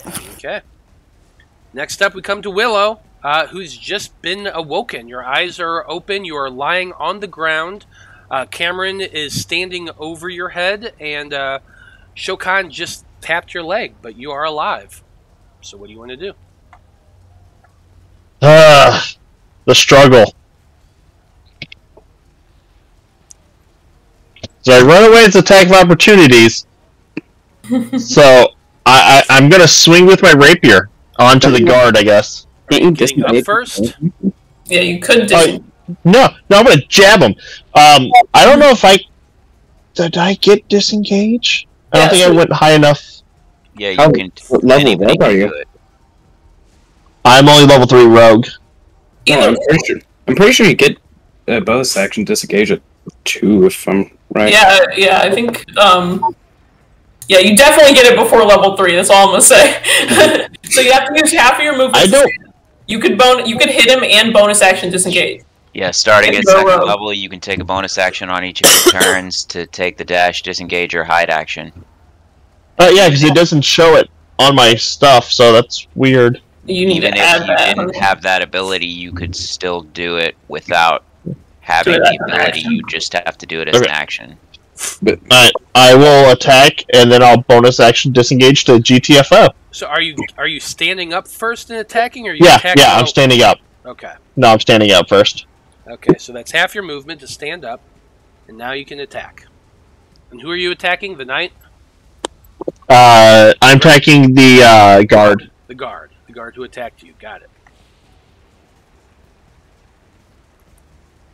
10, so 10 I'm guessing that's a miss. Yes, it is. 26 Gonna hit. for 9. 9 points of piercing as your your syringe manages to find a way through this this guard's mail armor and piercing his flesh. Protect me, Ichabod! Protect me! And then your bonus action disengaging. Yep, and GTFO and behind Ichabod for protection. Okay. That's my combat strategy, you bastard. Everybody get thee behind me! My racist hero! Well, Ichabod, it is your turn.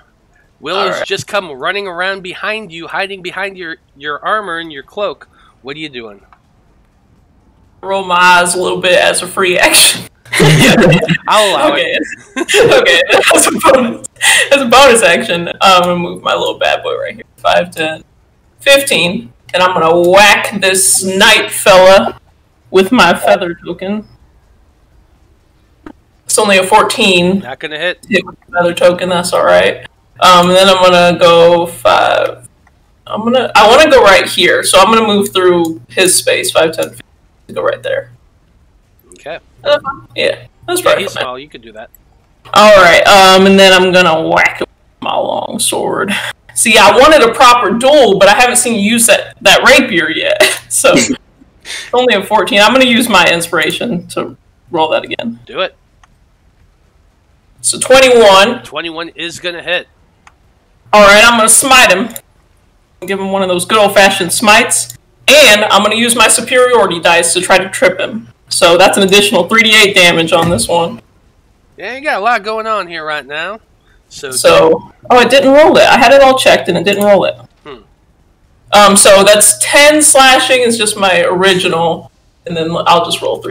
Yeah, just you could. Oh, nice! 19 for the additional 3d8, and then he needs to make let's see, trip attack. Strength saving throw. Okay, strength saving throw. Give me 1 second.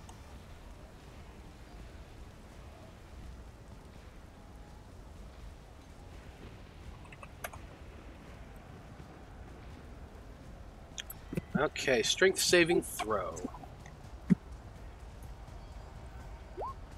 Oh, that was a 6. Wow. Okay, so he goes down, and I still got 1 attack left, which I'm going to make with advantage. Do it. Alright, longsword. That's a 26 with advantage. That does hit. For an additional 10. See, did it add? It didn't add my +2 for my first one. I don't know what this is.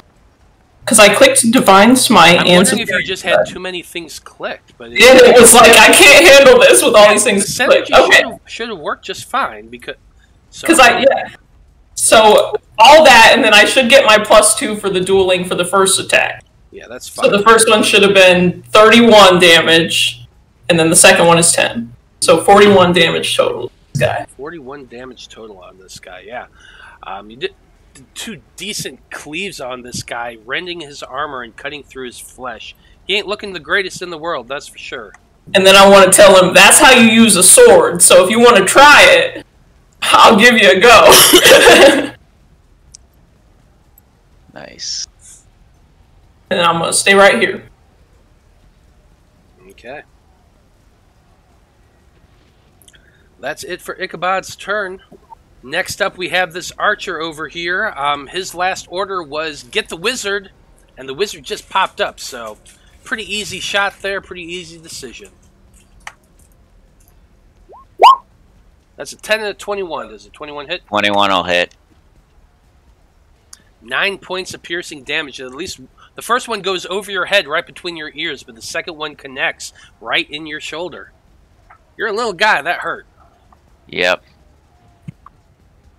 Ow. He's going to be moving around 5, 10, 15, 20 feet to right here. He's going to open this door as a free action. You got blood on my jacket. No, I didn't have a door there. Oh, that's because I'm in the wrong freaking map. You know what? Everyone's pretty much on this one here. I kind of want to move you to the other map. Nah, it's fine. We'll just leave it as is, and you just won't be able to see it. But he moved out of the the door right there. You guys can't see it because you're on the level 2 map instead of the level 1. I should have moved you down one, but that's okay. Anyway, he stepped through the door there and out into the hallway beyond. Okay.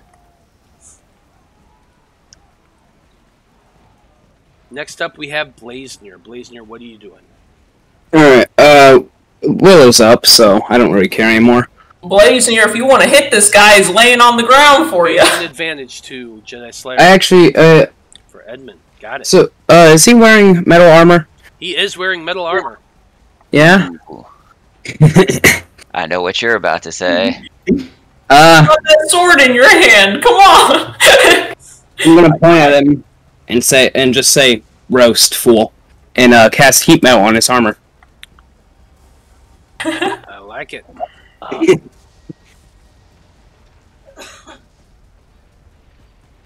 So Okay, so choose a manufactured metal object, such as a metal weapon or suit of heavy armor, or whatever. You cause the object to glow red hot. Any creature in physical contact with the object takes 2d8 fire damage when you cast the spell. Until the spell ends, you can use a bonus action on each of your subsequent turns to cause this damage again. Okay, I like it. So, and he can't drop this, so...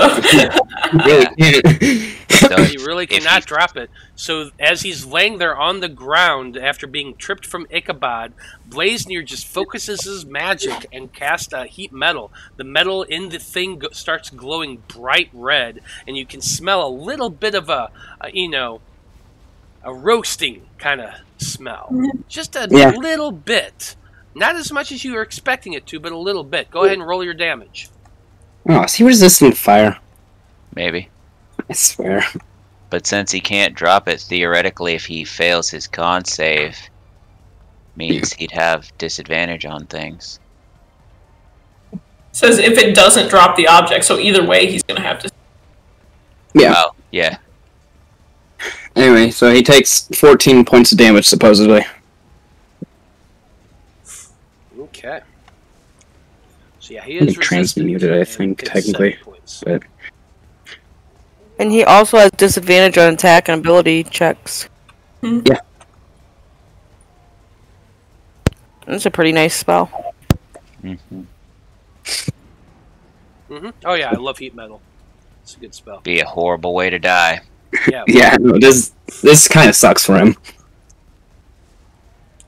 So yeah, you hear it, his body sizzling a little bit, and he's taking some damage, and he's kind of cries out a little bit in pain. Laying on the ground, crying. I mean, you see his metal glowing, you know. But yeah, no, make fun of him for crying. I will. I will do anything to emasculate another man, especially a man who tried to intimidate me. That's it for Blaznir's turn. You're moving a little bit, I see. Yep, just so we're not bunched up, because I really don't like being bunched up like that. Yeah, fair enough. Okay. That's it for Blaznir's turn. Edmund, you're up next. And Edmund, the gods seem to be smiling favorably on Edmund right now. Jedi Slayer 420 is actually advantage, so he can freaking Go ahead, Edmund. Yeah, you know what? He really wants to shoot the knight because there's at least somebody there next to him, and he wants to take advantage of the spell. Execute Order 66. Of course, that also means that... Yeah, he would have disadvantage because he's prone. Oh, so yeah, he might as well shoot this guy and then try to get the knight with the bow. And Shokan's pretty nimble too, honestly, so that's a better idea. Yeah, I think you're right. He is going to aim for the guard right there in the middle. I think Jedi Slayer's cheating on me with Edmund. No! Edmund's a 14-year-old boy!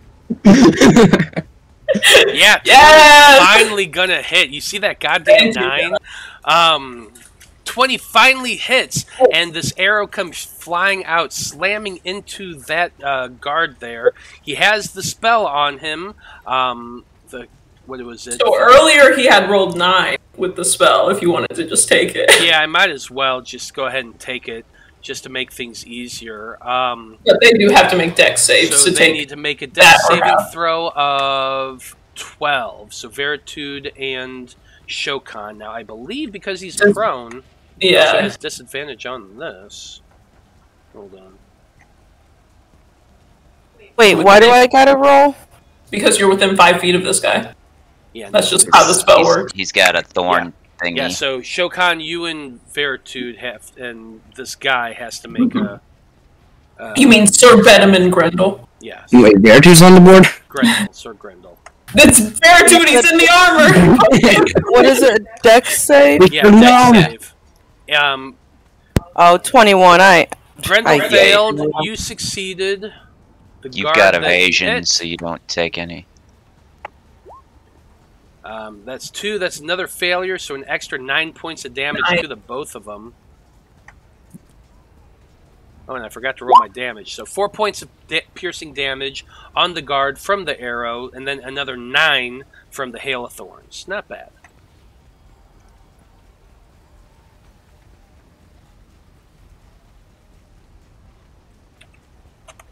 Ooh, yeah, that guard's looking pretty damn rough, and Veritude ain't looking great either, as those thorns just pierce him from... God damn, why do I keep calling him Grendel? Grendel gets pierced by the thorns from that arrow explosion.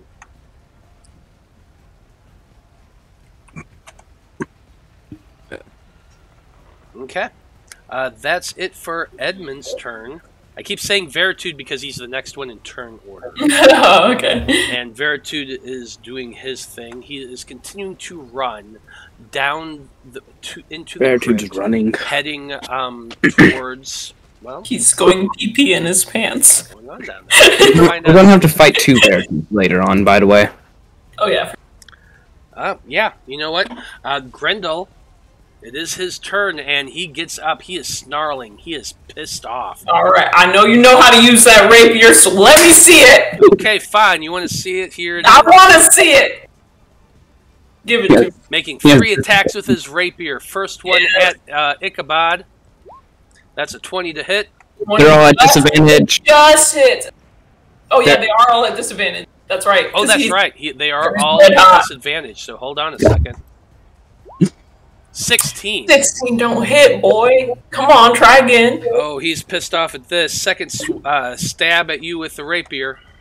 That's a 14. Wow. See, that was a good swing in your arm there. You just didn't connect. Finally, with a 20. Oh, that's a good one. Pride in my heart.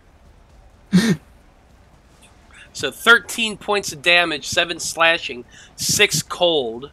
And as he's snarling... He's casting Misty Step. I'm gonna counter spell. Your counter He only gets 30 feet from Misty Step. Oh wait, yeah, that's true. Never mind. You can Misty Step all you want, little boy. Not if he Misty Steps next to me. You can miss. You're right there. He would just walk to you. He's gonna run after he Misty Steps. Yeah, it's up to you. You do whatever you want.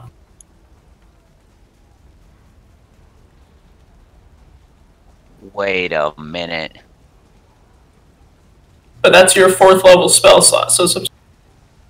Yep, he went out the door. God damn it. Yeah. Oh well. He Misty Stepped and disappeared, and he is running. He still takes damage from heat metal, so... Yeah, that's true. You can still be getting him from a distance. Is that at the beginning of each turn? At the beginning of your turn? That's a bonus action on my turn. Okay, got it. Okay, that's it for them. Yeah, you know what? They're looking between the two there. Shokan's looking really big, but Cameron's looking really small. And you're the wizard, so you can't really do a whole lot. He's cornered between, but he's taking his great axe to you, Cameron. That's an 8 and a 16. I do not get hit by those. Yay! Thank you, mage armor. So 2 swings trying to slash at you, and the first one whiffs right over your head. The second one grazes across your chest, but it just shimmers with that spectral armor that you have there, and you are protected. Yep. That's it for the axeman's turn. The archer, things ain't looking great. He needs to call in reinforcements at this point. Or run. Yeah, so that's what he's going to do. He's going to move 5, 10, 15 feet to the doorway right here. As he's doing that, Blaznir, he's sending 2 shots at you. Oh, that's no fun. That's a 16 and a 10. Nope. Nope, 2 of them miss. That was 10 feet, 15, 20, 25, 30, and he has gone through the open doors there next to you, past this guy that's standing like right there. You see him go up to another set of double doors, and he pulls those open, and he yells at the top of his lungs as he runs another 10 feet. Keep us under attack! We need reinforcements! You're welcome, Blaznir. Mage armor's really safe for me. Yeah. And we're at the top of the order. Alright, this is dumb, but I'm tired of this. Yeah, I'm just gonna eat the attack of opportunity. 5, 10, 15, 20, 25. Okay, you're running up that way, so yeah, I'll go ahead and do the attack of opportunity here. I'm gonna continue That's a 16, moving. I'll so just it doesn't hit. Nope. I'm gonna need to be able to see where I'm going. Okay. If you wanted to, you could probably select us all and copy paste us into the... Yeah, the only reason I haven't done that so far is when I move you to the new map, you won't be able to see yourselves in turn order anymore. Oh, I see. That's the reason why I haven't done it yet, but I'll go ahead and do it now anyway. Yeah, I'm gonna be chasing that guy. I just want you to know. I figured. Yeah, Oh, yeah, you may not need 10 to, but seconds we'll switch see. maps. Sure. He hasn't even tasted my whip yet. So Did we even see which way he went? yeah, he went down to the door down here. Did he? Yeah. Okay. Oh, well, that's true. We didn't see because he Misty stepped, so probably he went through the door. Because I mean, aren't there other doors still? Door was Yeah. open, right? Because there's like one right here and whatever. well, it's only 30 feet, so it would have been either had to have been the door from the left or the door downward. Yeah. So Well, you can holler at me, Cameron, if you see him in that room you're going into.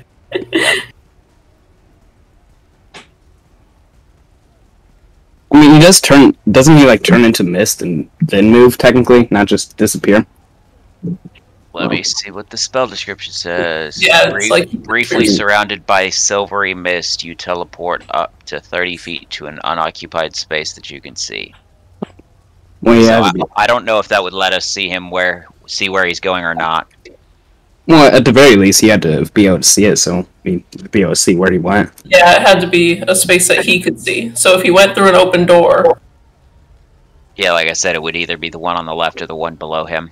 Well, I'm just saying that when he teleports, because since he has to be able to see it, one of us should have been able to see it as well. Yeah.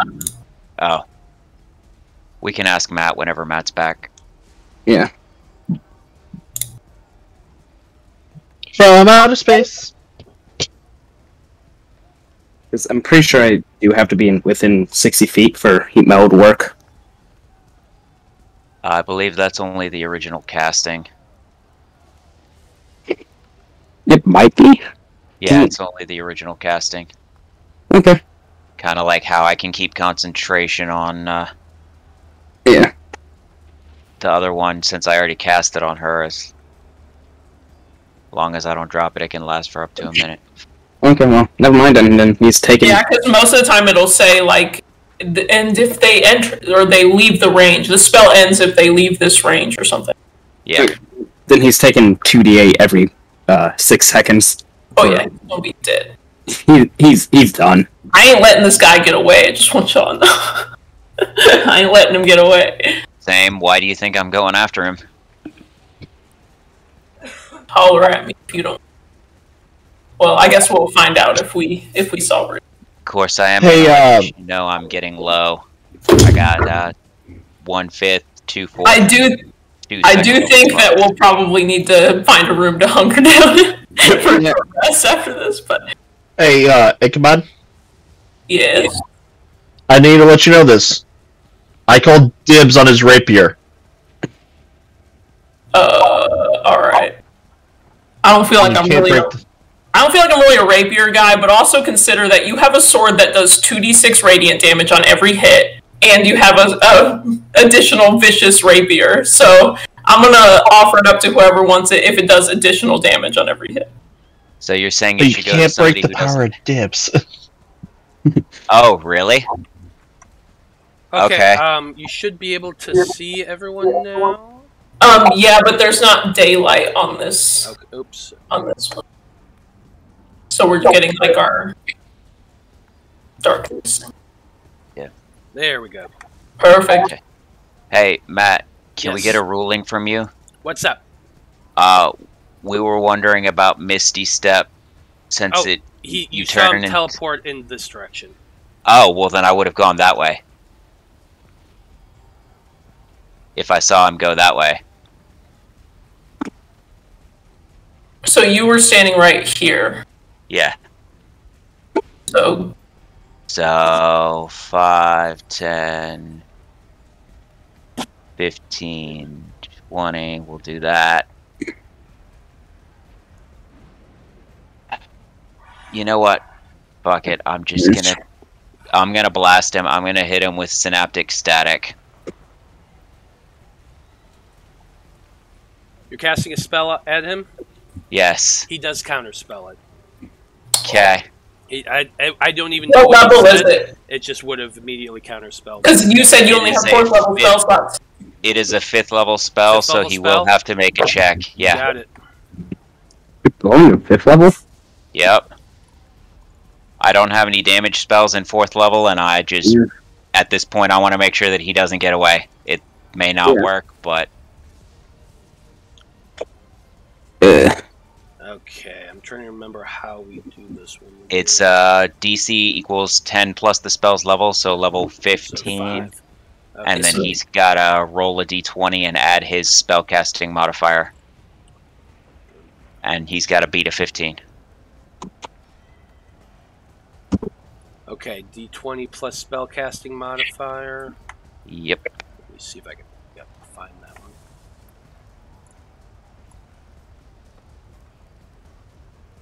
And that would just be whatever his ability score is that he's casting from. Yep, I found it. It just took me a minute. Okay.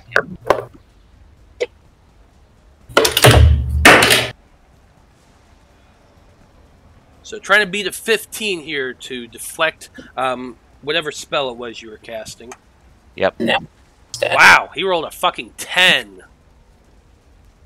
You got lucky there. Yeah, he was unable to deflect it. So that's an intelligence save. Intelligence save. Of 17. Does he have an intelligence of 2 or lower? No. Honestly, with the way he wields that rapier. Alright, I would have made fun of him. Not a bit of disadvantage, but either way, it was a 14. He failed. So failure. Okay, so let me roll this, because it didn't do it automatically. I mean, I think it did. It says 38 psychic. Wait, where? Just Yeah, it does. scroll up a little bit. 38 Oh, psychic. yeah, it did. Never mind. So yeah, he takes 38 psychic, and if he's still up, then he would roll a d6 for 1 minute, and every time he rolls... For some reason, I doubt attack he's roll or alive. ability Yeah, check. for 38 points of damage, he did not fail at all. What kind of damage is it? Psychic. Psychic. So I just explode his head. Let's see. Well, oddly enough, he does seem to resist the psychic damage. He is resistant to psychic damage. 38 would be 15 plus 4. 15 19. points of 19. damage. Was he resistant to my fire damage? I think he was. Probably. Kind of sounded like it, which is just annoying. He's got like a cold weapon, so I'm guessing that's a theme with the knights, because Port Leon also had a cold damage. Yeah, I to it. figure at this point, Cameron's just kind of pissed off, and this is taking forever, and I'm running out of spell slots, so he's just like psychic screaming at the guy, Yeah, trying to and make his head explode. You do see him grab his head and just cry out in pain. He definitely takes the damage. It doesn't seem to do nearly as much as you were expecting it to. And then he takes a -5 on his attack rolls and ability checks. Yep, for a minute. And con saving throws to maintain concentration. Yep. So if he's got any concentrating spells or buffs or anything up, that he's got to save for.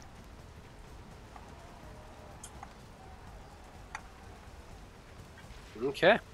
That's it for Cameron's turn. Mildred is heading down. She is currently weeping, freaking out, and has gone to hide in the crypts. And that's where she is currently hiding at. Shokan, it is your turn now. You just saw Cameron go running off through those double doors. You still have one of the guards in front of you.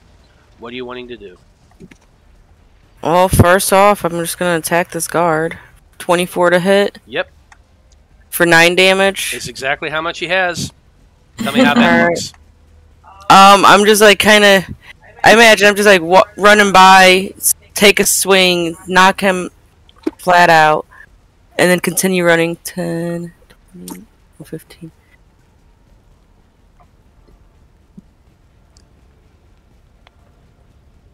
If I get up here, can I hit him with my second attack? Or is that too far? Where were you at? Right next to this guy. Where were you originally? I was right there.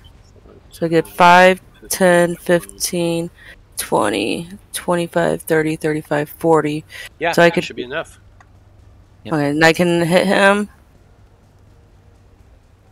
26 to hit. 26 is going to hit. For 9 damage. And he had 7 points of damage left over. So Shokan, how's that one look? I run around this corner and swing my quarterstaff, and I feel like I clock him right under the jaw and hit his head back, break his neck, and he goes down. Yeah, his head just spins around from that crack to the chin, and he goes down. He is dead. How's it going in there? We're good. We're all good. Randall still in the land of the living? Nope. Should I say a prayer for his corpse? Cameron's just kind of pissed that he didn't get to make his head explode. Shame. Alright, well, if he's dead, may Bowers send his soul directly to hell. Do you have anything else you can do, Shokan? You are currently, by the way, in a long, narrow hallway. You're actually standing next to a single door that is right here. There is another one that you had passed as you went through right down here. And then it looks like the hallway continues onward down and to the left. Yeah, I mean, I really can't do a whole lot else. I've got like 5 feet of movement, and there's no point, and I'm done. Fair enough. Okay, that's it for Shokan. Willow, what are you doing? I'm gonna gimp my way around the corner, just sliding my leg like it's a dead leg, like Igor. Yeah. 15, 20, 25, 30. And I'm just gonna lean on Rabbit. I'm here. See, What I miss? Don't forget about your bonus action dash, disengage or hide now. Now that we know you can do that. Looks over at Willow and goes, "He's dead, Jim." He's dead. Okay, and I'm just gonna face plant off. So Willow is he is Odo. Willow exists in the Star Trek universe. Apparently. Okay, Ichabod, what are you doing? Alright, well, after hearing the sad news about Sir Ben McGrendel, God rest his soul, I think I'm gonna... First of all, I'm gonna move this bad boy 5, 10, 15, 20 feet. I think I could whip this guy. Yeah. Because I was within range of the other dude, so I'm gonna whip it good. 23. That's gonna hit. For 10, well, no, 8. 8 points of damage. It's not that dueling. And then if he's still standing, I'm just gonna saunter on up to him. 15. Really just gonna saunter up to someone and kill them? I'm just gonna saunter up to him very dramatically. Blaznir, you can't help but watch his hips sway back and forth as he's walking up, sauntering. This right here is just work. I cannot believe you would just saunter up to someone like that. Fighting Ben McGrendel was fun. This is just work, killing this guy, so, you know, whatever. 21. Yeah, 21's gonna hit. 11. 11 points of damage. And then another 15. Not gonna hit. Alright. Sure. Can I just quickly, as I was kind of walking over, can I see these footprints? Are they going both ways, or are they? They're actually going both ways. It looks like they are going. yes. Footprints are going through that way and back again. All right. So where you can see the footprints, that's where they lead. But the directions they're going is in that direction and out again. And then I know that this is kind of like a front door. Yeah, you can see that there is a door there and a small little hall chamber beyond that, and then a large set of double doors farther still beyond that, and that's where this guard currently is. Mm-hmm. And that seems like it's the front of the keep. Yeah, like I would go the out, front of the keep. You would go get out outside. You can't see that the door is open and the grounds are beyond. So it seems important that this goes that way. All right, I'm just gonna stand here and make this guy have to disengage from me. But I don't think I want to waste an action surge on him. Fair enough.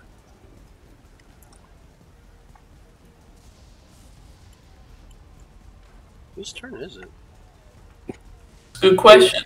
I don't know. It was just Ichabod's turn, so. No, it's not highlighting the character. That's what I'm trying to. Perhaps he is dead. It is that guy. Okay. Yeah.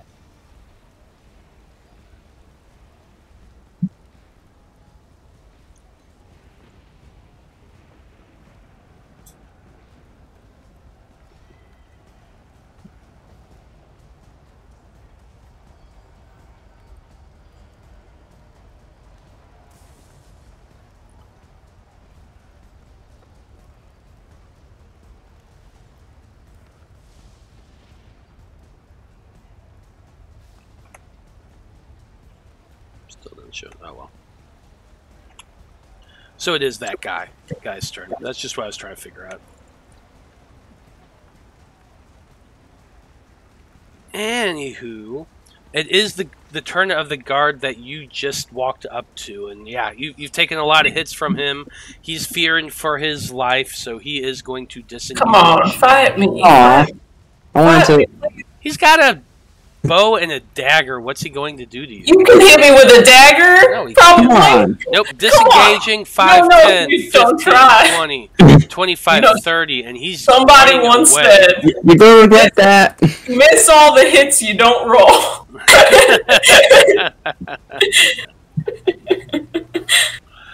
But that was his turn. He's yelling out for more guards, trying to get some more attention over to your group.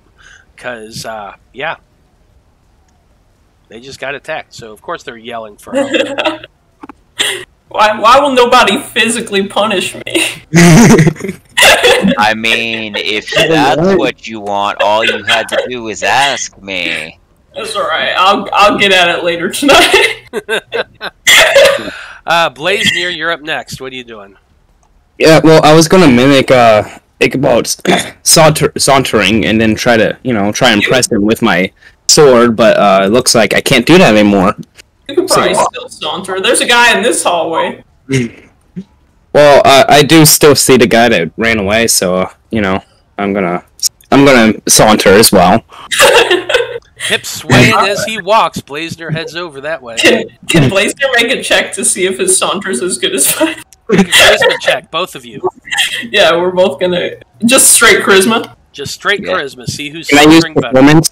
That's a 19. Can I use performance? Whatever. Performance. Why not? Alright. Oh, wow. Wow, really? Yeah, you are not sauntering nearly as well as Ichabod. It's like Blaznir's acting right now, but I was exuding pure confidence. Yeah. Exactly. Your dad energy. I'm just mocking at this point. I'm gonna see the guy that currently running away and just point at him. As like, "Hey, I told you you're gonna regret that," and scorching ray him because burning through those spells. Go for it. Yeah, 23. 23 hits. 8 fire. I assume you're hitting this guy right here, right? Yeah, the guy that's running. Well, this was the guy who had run just now. Out here. Yeah. This is the guy. Yeah. Well, that was the guy who ran past. This is the guy in front. So who'd you hit? The guy in back. Oh, gotcha. Yeah, so 23 does hit for 8 more points of damage. Just because, you know, he made me lose my chance to impress Ichabod. 16, I don't think that 16 hits. actually just hits. Oh. 7 fire. 7 more points of fire damage. Yeah, he's looking really hurt, but still up. 23. 23 hits. And 7 more fire. Finally, you're able to take this guy out. So tell me how that looks, Blaznir. The little orbs of fire just kind of swirl on my wrist and then each burst out and twist into him and just kind of incinerate him, I guess. Yeah, and he just goes burning into a heap, screaming in pain as this fire is just ripping through him. You know, Blaznir, I can forgive your saunter because that was some good magic, son. And brother. my bonus action, since I don't really know that the knight is dead, I'm just going to snap my fingers and the armor's going to burn a little hotter for a bit. I like it. So, Shokan, you just suddenly start smelling this horrible, horrible stench of flesh burning inside Port Leon's armor. Go ahead and roll your damage, please. Leon. Or God damn. Grendel's. He's always living in Port Leon's shadow. That's 9 damage Not to it. anymore. You all know that I can't say names for shit. I always say the wrong names. You all know that. But it's Yeah. okay. We still love you, Matt. Even in death, he's having an identity crisis. It's true. It's true. Well, in case they raise him as a zombie, maybe he'll still have some fire damage. It'll be a charred corpse. Yeah. I didn't know we were going to cremate the body, but damn. I don't know. It's more than he deserves. And I don't really care if he's dead or not. It's just, you know, sending a message at this point. Yeah, unfortunately, Edmund can't see anybody right now. Edmund, have you considered taking a walk about 15 feet to the left? Well, that was his movement right there. Oh, it's Bottom right of the there. stairs. Okay, I 5, didn't see it. 10, 15, 20, 25, 30 feet. He's moving to right there. And now he can see, but that was his action to see. So that's really it for his turn. Edmund, I presume we're probably going to follow these footprints next, so if you want to, you know, whatever. Whatever. Yeah, this guy's of no concern to me. Yep, it is Veritude's turn. He is currently making his way past the crypt towards the excavation site. It's going to take him probably about 4 more turns to get there, but that's where he's going. Hello? Nice. Next up, we have, let's see.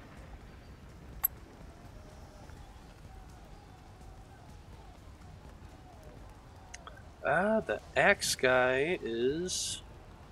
Yeah, the axe guy is dead, so we don't worry about that.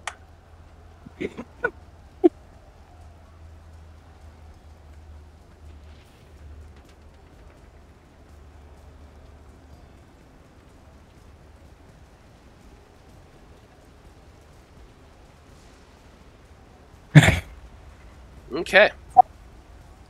Next up, we have this archer down here that just saw his friend got scorched.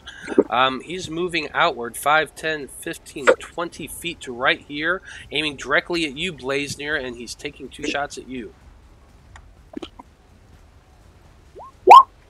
4 and a 15. Definitely no. So 8 points of piercing damage as that first arrow thunks into your chest. Hey, at least the second one missed you. Yep. Yeah. I think I just need to get a feat to cast mage armor, or unless you just want to cast it at all times. But I mean, there is that one for getting an Eldritch Invocation that lets you use mage armor all the time. yeah, I was actually thinking of that. Well, we'll see what you do with your next ASI. Cameron, top of the turn order, what are you doing? Since we may get pulled into another fight almost immediately, I'm going to move up and rifle his pockets. And rifle through his pockets. Okay, using your action to investigate. Go ahead and investigate. Yep. Armor's red hot right now. I mean, I'm just saying, if people come in and try and kill us again, you know. 23, good sir. Okay, with your 23, he doesn't have a lot on him. He does have a silverine rapier that looks very nice. He also has a very ornate-looking dagger on his belt. I'll take the ornate-looking dagger at least. Besides the dagger and the rapier, he also has a ring on his finger that has the symbols of the stars, the 5 stars on it, as well as an eye underneath it. Cool. I'll take the ornate dagger and the ring. He also has a pouch on his belt that has some gold. It's going to have a total of...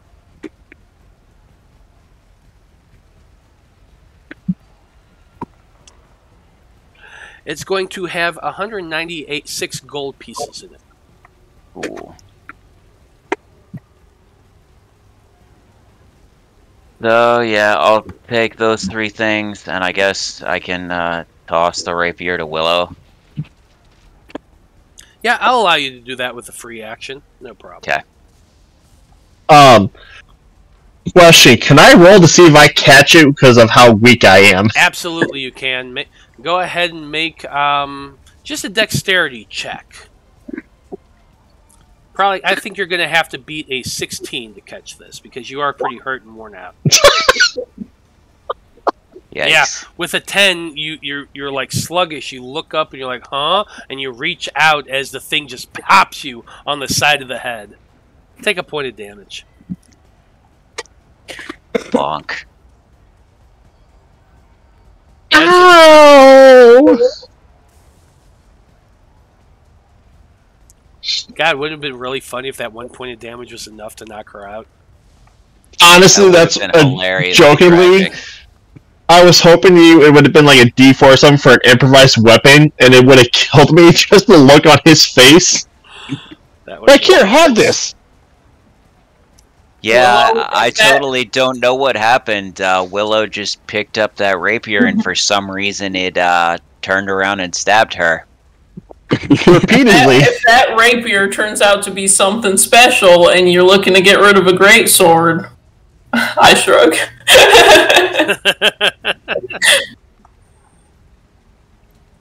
I'll take the greatsword as well. I can't use it, but...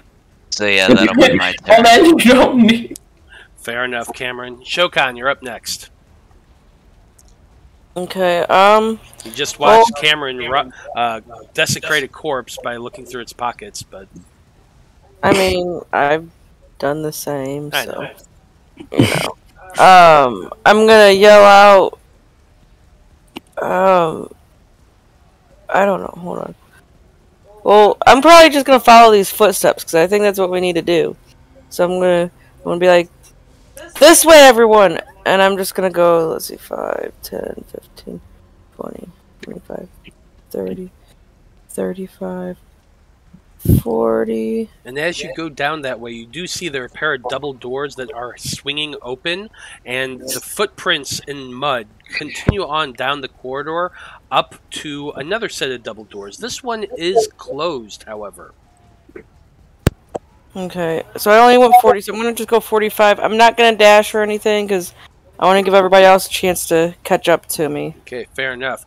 As you went through into this hallway... And I'm going to hold action, too, just in case anybody comes down here and comes within range. I'm going to have my quarterstaff at the ready. Okay, so just so you know, when you pass through that hallway back there, at the far end of the corridor here, there was a door. There is another door right up here on the left side, opposite the double doors on your right.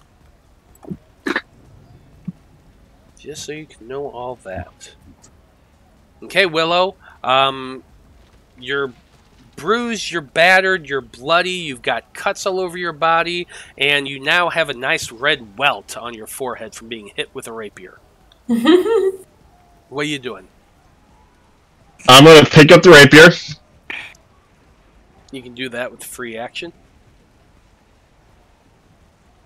And then I'm going to strut, would like to make a performance check, and walk over to the rest of them. Everybody sauntering. Make a performance check.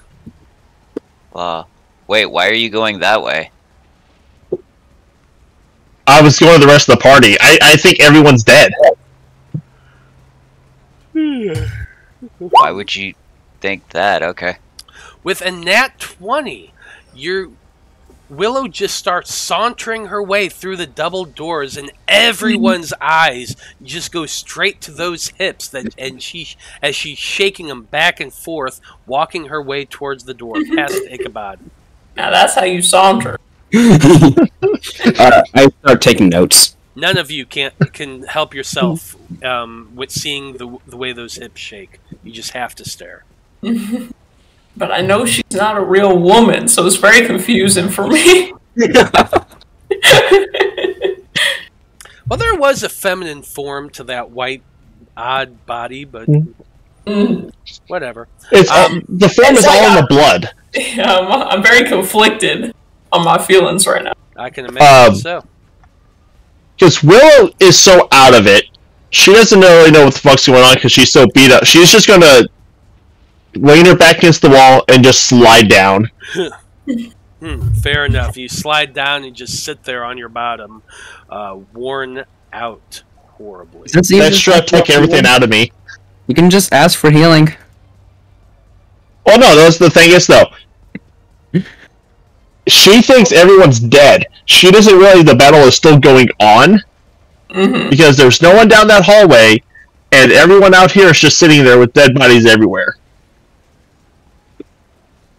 So she's like, I can relax now. Yeah, technically until more combatants show up. Yeah, she can't see anything. Blaznir, Ichabod, Edmund, you can, and it is Ichabod's turn. You can't see through that door, and far in the distance, out on the grounds between the keep and the outer wall, there is at least one more archer that's been backing away from y'all. Well, I can get right here, and I can pull out a whip. And I can whip. When the bad guy runs away, you must whip it. Yes.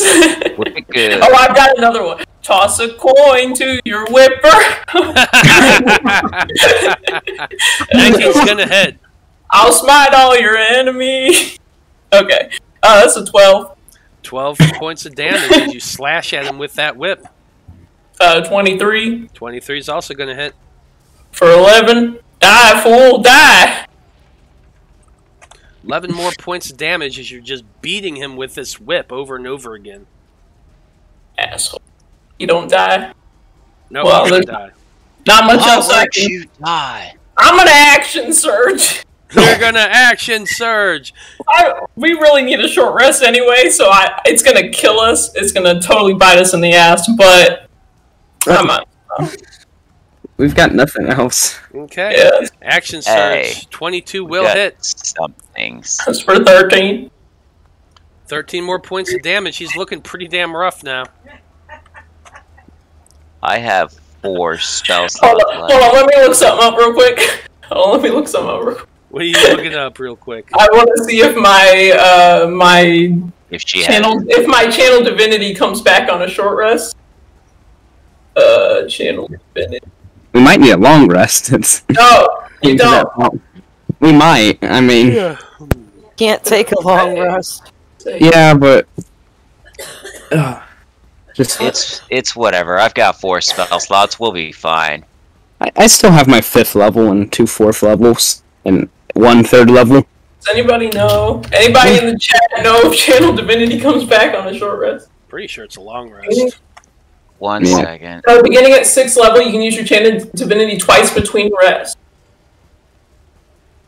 Oh, this is a cleric. What the fuck? Okay. I'd say come channel back after divinity. short rest. Okay, your oath allows you to channel divine energy to fuel. When you Short use or your long channel rest? divinity, you can choose which option to use. You must finish a short or long rest to use your channel. Alright, in that case, I'm gonna channel divinity to add a plus 10 to this, so that's a 22. That's gonna hit.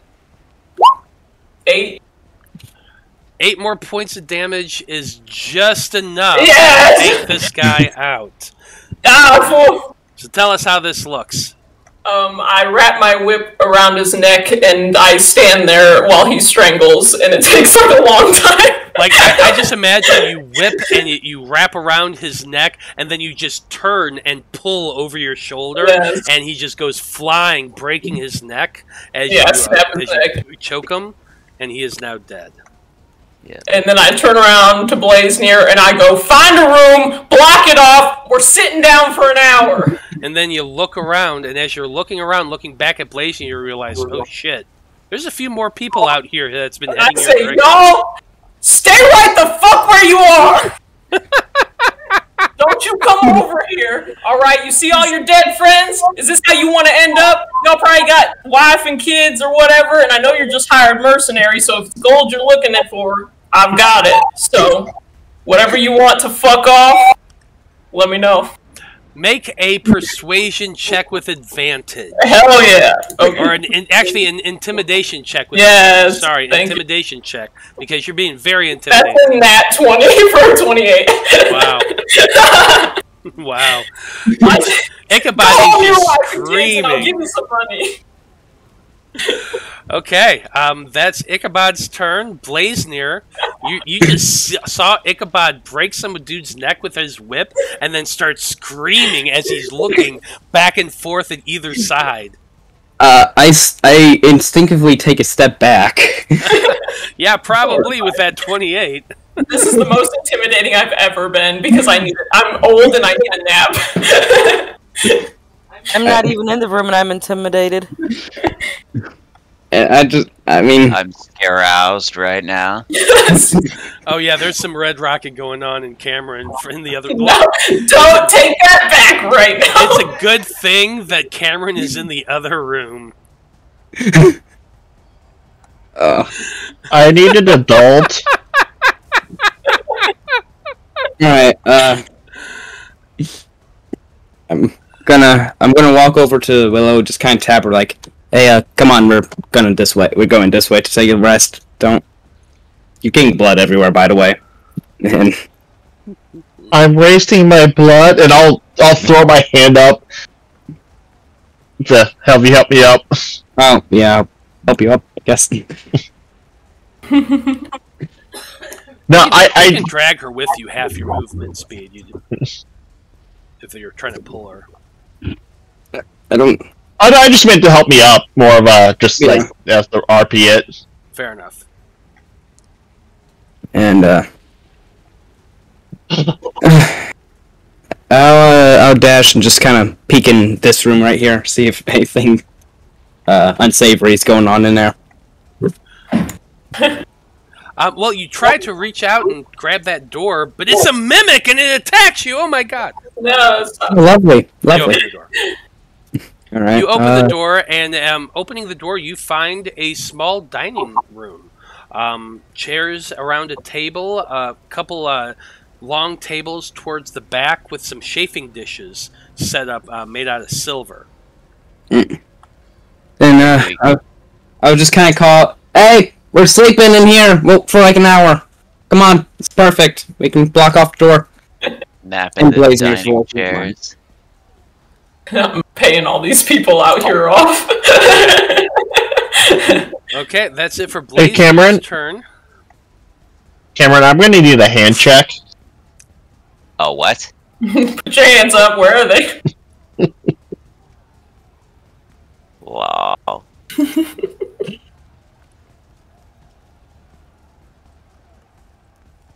Bonus action to cook the body again, because that's still going on. He's already dead. I don't know that. Okay, so next up we have the swordsman that's over here to your left, Ichabod. You just can barely see him around the corner there. He's like kind of taken aback by the screaming and just, go home to your family, go home to your wife, it ain't worth it. He actually rolled a really high insight check, but I had it set to GM, so you guys can't see it. I'll just let you know, it was a 21. But that doesn't beat a 28. And I'm going to use that as the basis for, like, you know what? We're not getting paid enough for this. We're really not. We're not getting paid. They ain't paying you nearly enough. You see how I just snapped that guy's neck? 25, 30. He walks over to the two of them. He's giving you a wary. My hand's not on my weapon. My weapon's in my belt. He kind of checks the two of them, feels their neck for a moment. And he says, "Oh, buddy, they're dead." He just kind of looks at you and he says, "I'm good." Respect to you, fella. Yep, we're cool. If I see you outside of a battlefield, maybe we can catch a couple drinks. But you just go on now. For his action, he's going to take another step over to the door, because this is a wall here. There's a big open archway and a gate between it. He opens the gate. He pushes open the bar. He opens that up. That's his free action. And tell your friends too, if you catch anybody as you're leaving, tell them it ain't worth it. You might as well go home. Yeah, I'll let him know. Oh, okay. And Thanks. He's just like, he's just like, yeah, I dodged something here. I'm out. Not worth it. Not worth it.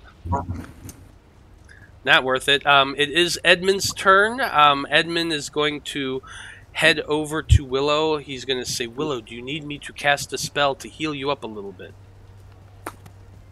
Thumbs up. Taking a rest. Yeah. You don't need to use spells.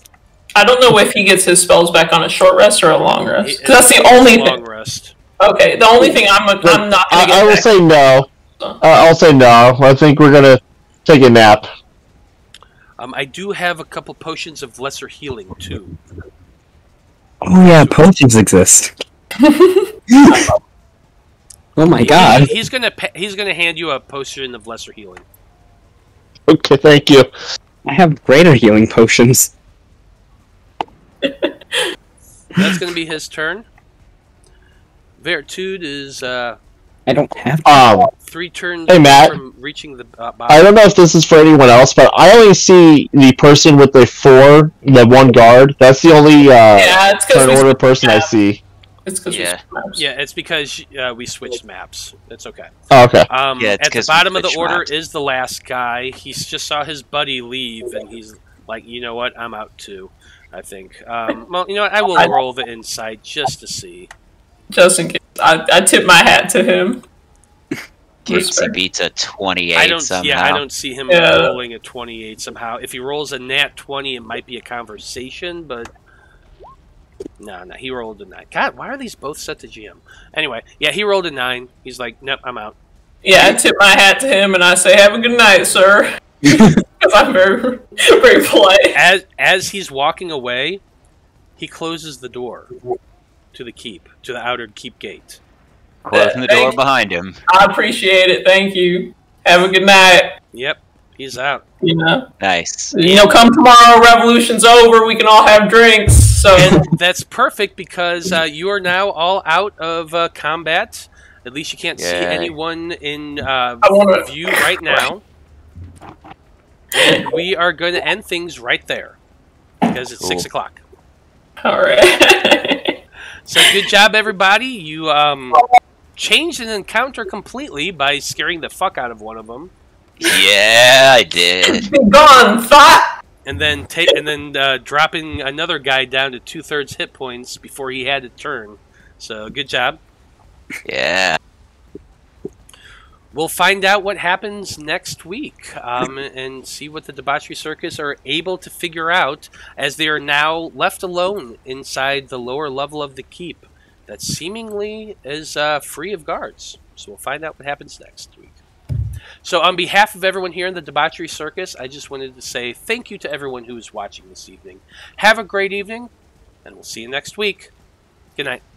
Bye-bye. Bye.